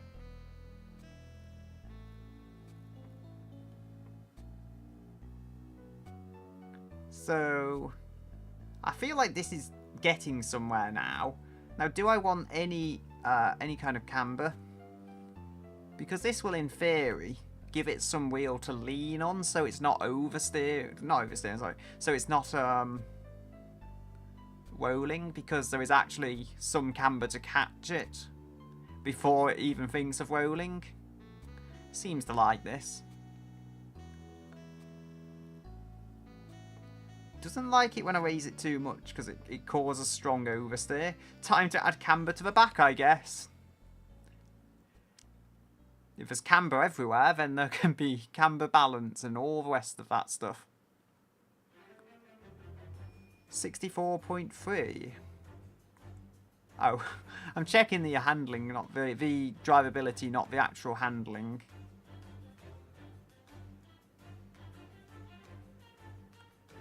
So it doesn't like too much on the back. Unless I'm trying to use the drivability for the front. So a little bit of camber on the back. It is totally different. Front and rear.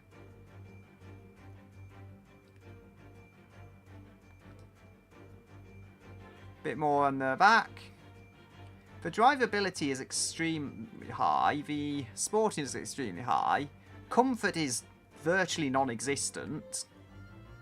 But it's a race car, so I can forgive it, because this is obviously the fastest race car, even if it looks like an MPV.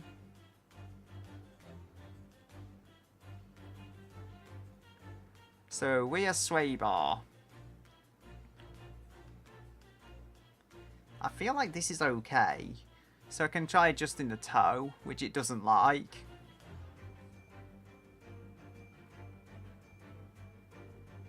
So 0.7. Nah, I don't want to mess with the toe. The toe apparently makes it brake into oversteer. I feel like this is a suspension setup worth keeping for a moment.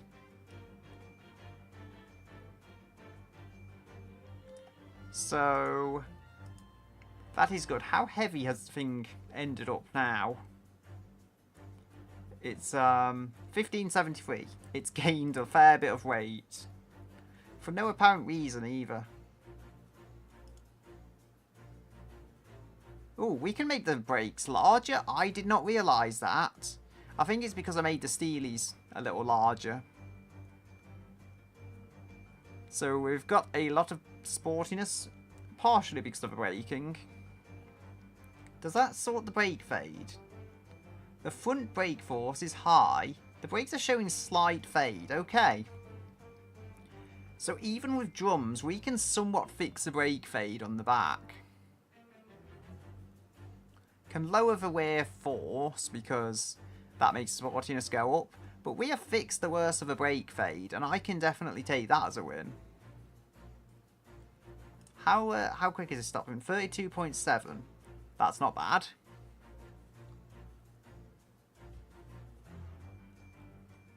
So I shouldn't have messed with the brakes too much, and it's really going to affect the suspension. So we'll be running the rear force a little lower. Like, this thing is so aggressive because I'm trying to get the disc brakes to actually do the job they are asked to do. So we've got 75% on the rear force, which is half of that on the front force, interestingly. How slow does this... 32.7, so this is very good at slowing. The sheer size of the brakes, being as absurd as they are, has fixed the worst of the brake fade. It's taken the edge off it. The front brake force is very high. Indeed. The rear brake force is very high. The car's weight and lack of power steering is reducing driving. It does not have power steering. I've just remembered that. And it terminally oversteers, which is a little more of an issue. I mean, I wonder if I could fix the terminal oversteer. No, I don't think I could do that with a power distribution. That fixed the terminal oversteer. I don't think this thing's going to struggle, though, even without perfect weight balance. But I'm going to have to, yeah, going to have to run these tyres a little wider to get this to level out. So, overall, it's the lack of power steering is the only serious issue with this. I can try and adjust the brakes a little more because the sportiness. Maybe it'll like more, maybe it won't. Yeah, it wants a bit more brakes. Presumably to the extra weight of the wheels. 32.5 meters for brake force. I will accept that. Things could be a lot worse. And we will go. See. The acceleration has got a little worse. Maybe I can make this quicker. I'll have to see. Yeah, 4.1. So I found that extra bit of speed. 4.2. It's somewhere around here. Yeah, there we go. 4.1. We can save this. And it's almost complete. There's a few minor visual changes I want to make. But all in all, I think we are almost finished with it. There is the grill as well. I can do more stuff with the grill. I do believe this will be the quickest car ever, though, out of the Wheel's random builds, because it was just nice. The Wheel was not mean to me at all this time round, because I don't have any points I can really complain about. There's the odd smaller thing, but in general, it could have done things a lot more cruelly than it did. Or, also, there is the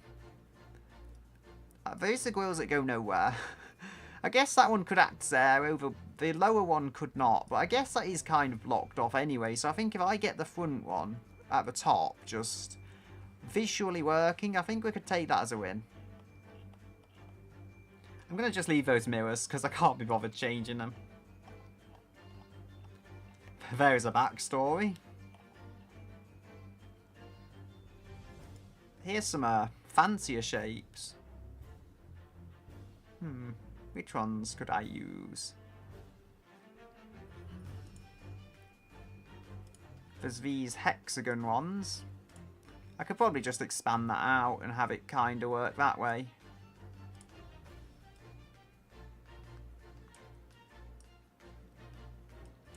I don't think that's going to work. We could go these kinds of hexagon ones maybe. They don't seem quite large enough. This grill is massive, so... The grill is massive, so I feel like I'm going to have to make whichever ones I use a little larger.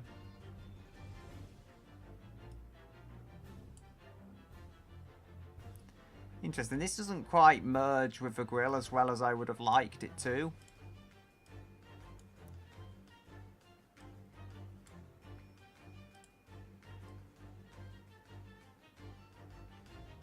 Maybe if I move that in a little. There we go. So I think if we then mirror this.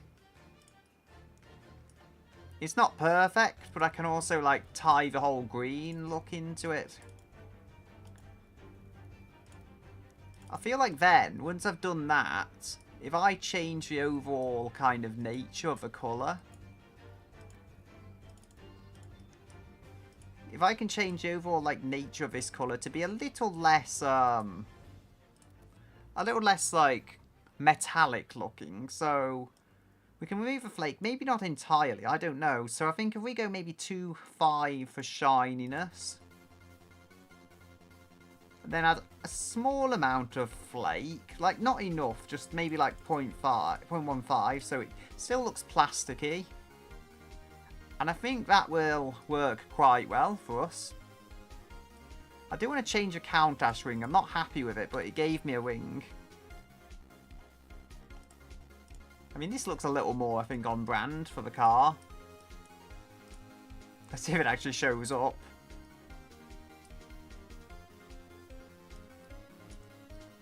What's going on with that? Like, maybe it just doesn't like the width. There we go, I fixed it now, somewhat.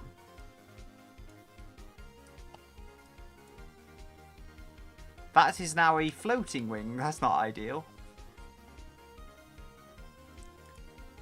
I mean, if this is like a race car we're going for, that's not actually an entirely bad option.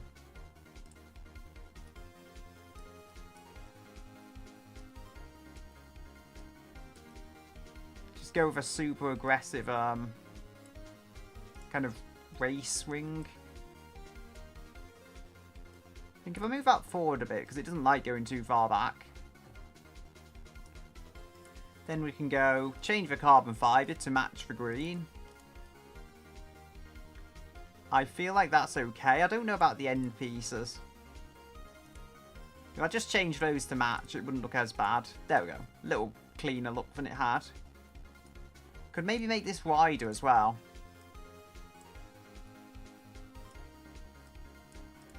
I'll just have to double check it's actually set the area up properly, because I did change a wing. So, yep, there's a lot of wear downforce and nothing on the front. But no less. That is definitely a thing.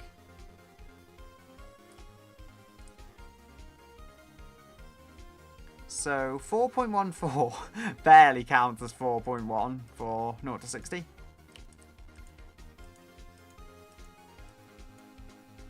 So, I mean, I would say I could extend it out for gearing. I think this is fine. Like, maybe it loses a bit of speed on the very top end. It's still doing 176. Gearbox is solid. Toasty wheels only gave a 4 speed, so we're already in the clear there, even if this car is a little heavier. So I should be able to export the thing. Oh, wait. There's one thing I have to do. I just missed it blindly, but there's one thing I can change to make this all match. I mean, I can say the car is green, at least in part, even if it's technically not very environmentally friendly. It is still green. Green. I changed the wrong colour. I can also actually try and change this main paint colour. I should have been thinking of this when I tried to export it the first time. Because there's this, but then I can also change the blue colour to look a little more fancy. So I feel if we maybe select that and then... So we can go edit this paint.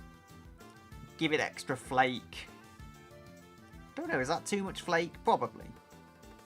Can make it less shiny, but I don't feel that. I feel if we go with somewhere around 85 flake, maybe go to like 90. Let's try 89, 90. I think 89% flake looks good on this car. I quite like this. Now those minor problems are sorted.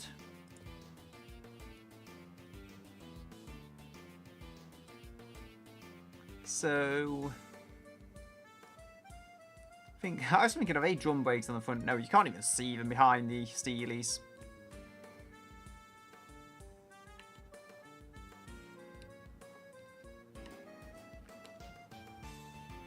probably the best randomly built car that I've got, honestly. I could have changed the headlight in a colour, but honestly I don't think that would work. I think it's good as it is.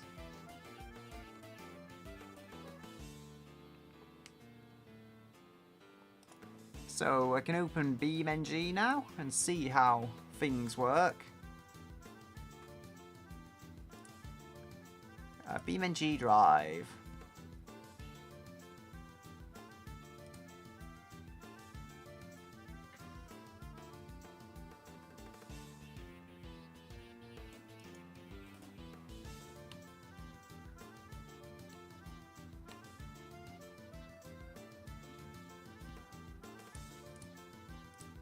There we go. So, no, not free roam. I will be taking this around the automation track.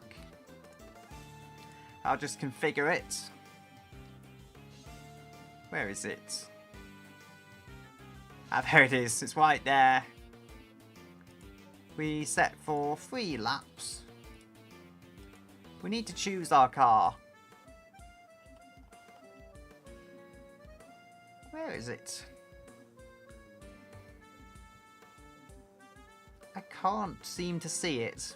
I mean, it's probably here somewhere and I'm just blind, but I will try and find it. There we go. Wicker's speed. So, I'll set this off and then I'll be back in a moment.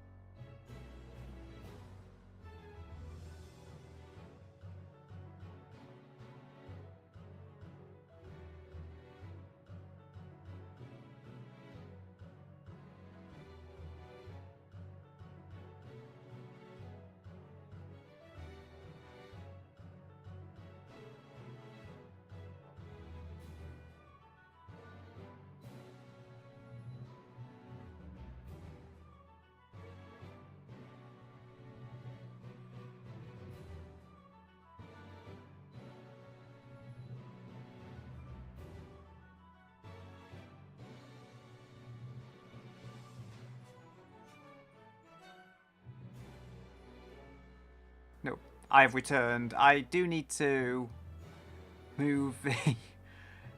yeah, I need to move him. Try and line that up as best as I can. There we go. So, anyway, I will be testing this. I also need to turn the music off because it's kind of in the way, but I can hear it.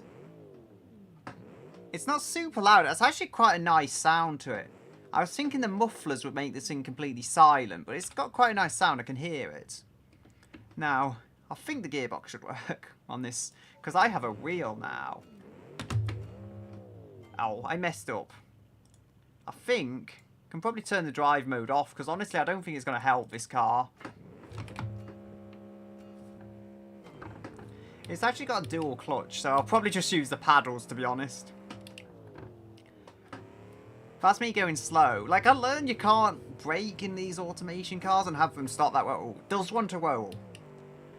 It's mostly controlled. Honestly, it doesn't want to roll that badly, but I can tell it's not perfect. It kind of wants to roll a little, oversteer a little, but it's generally fairly composed.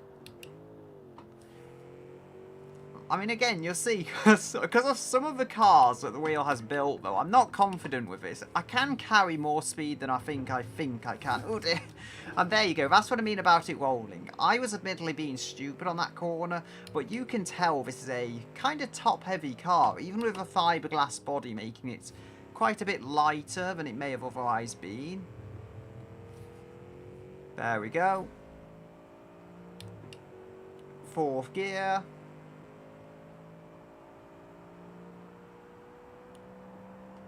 Picking up this incredible speed in an MPV. Oh, it is wobbling a little.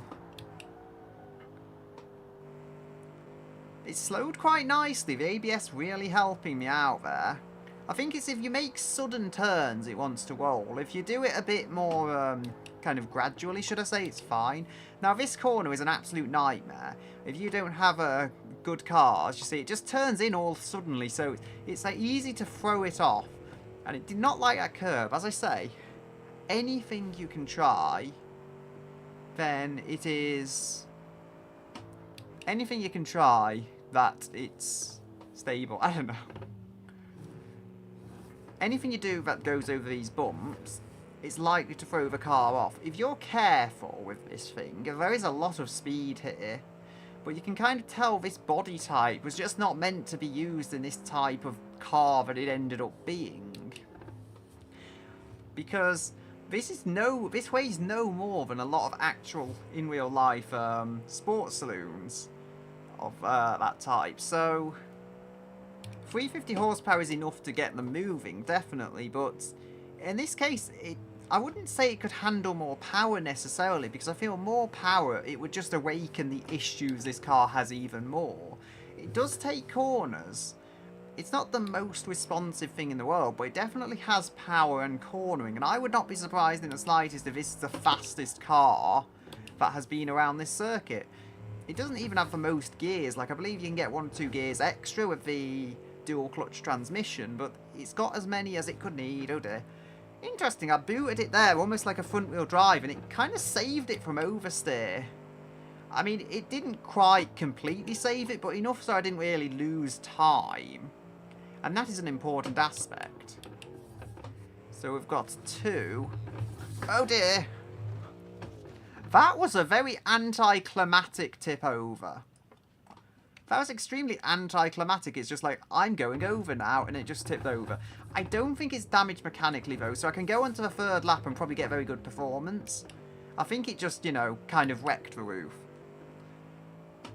Like, I don't know. I don't think it damages the aero the way this stuff is modelled, but if it did, I don't know if that will really be meaningfully damaged.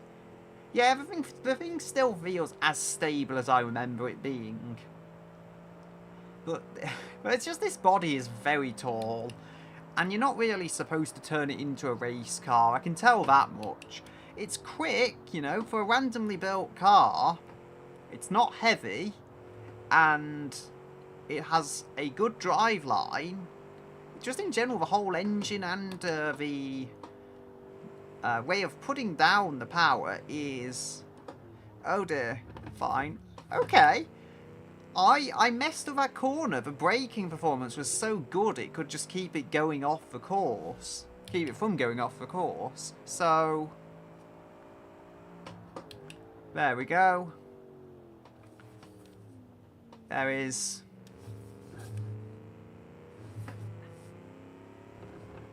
there is the speed.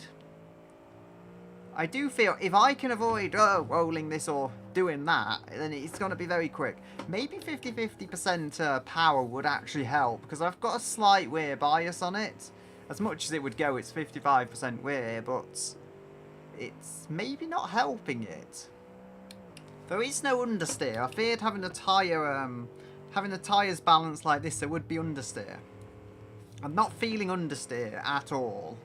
If anything, I'm scared the thing is going to like start oversteering and then tip over. It has issues, but the issues are small enough that I don't think they're going to ruin this this car this car's chances of actually going quick.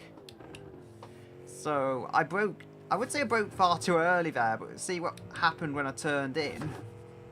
Over the curbs. That was fairly easy. Third gear, going to keep it in third gear for a moment because it's solid.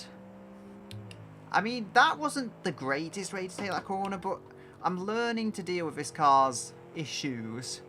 And if you do that, there's worse things to drive, that's for sure. Certainly the race brakes help. I should not have turned in as much as I did there. And now I'm on the dirt because I kind of had to. Had to go wide just to stop this thing doing what it did on the second lap. I wouldn't say I lost too much time there anyway. It's just far from the optimal line, let's say. So, up into fourth. The gearbox is lovely, I'll say that much. The gearbox could be so much worse than it is. I'm not seeing exhaust gases either, meaning this thing is probably actually tuned decently, because I've had cars and they've been putting out loads of smoke and stuff when you start them up. I mean, this is, as I say, it's probably going to be the quickest. The only thing that might stand a chance is the toasty wheels, which it would have to dethrone. Come on, please. Nice. Bit of jumping, but I made it around that corner.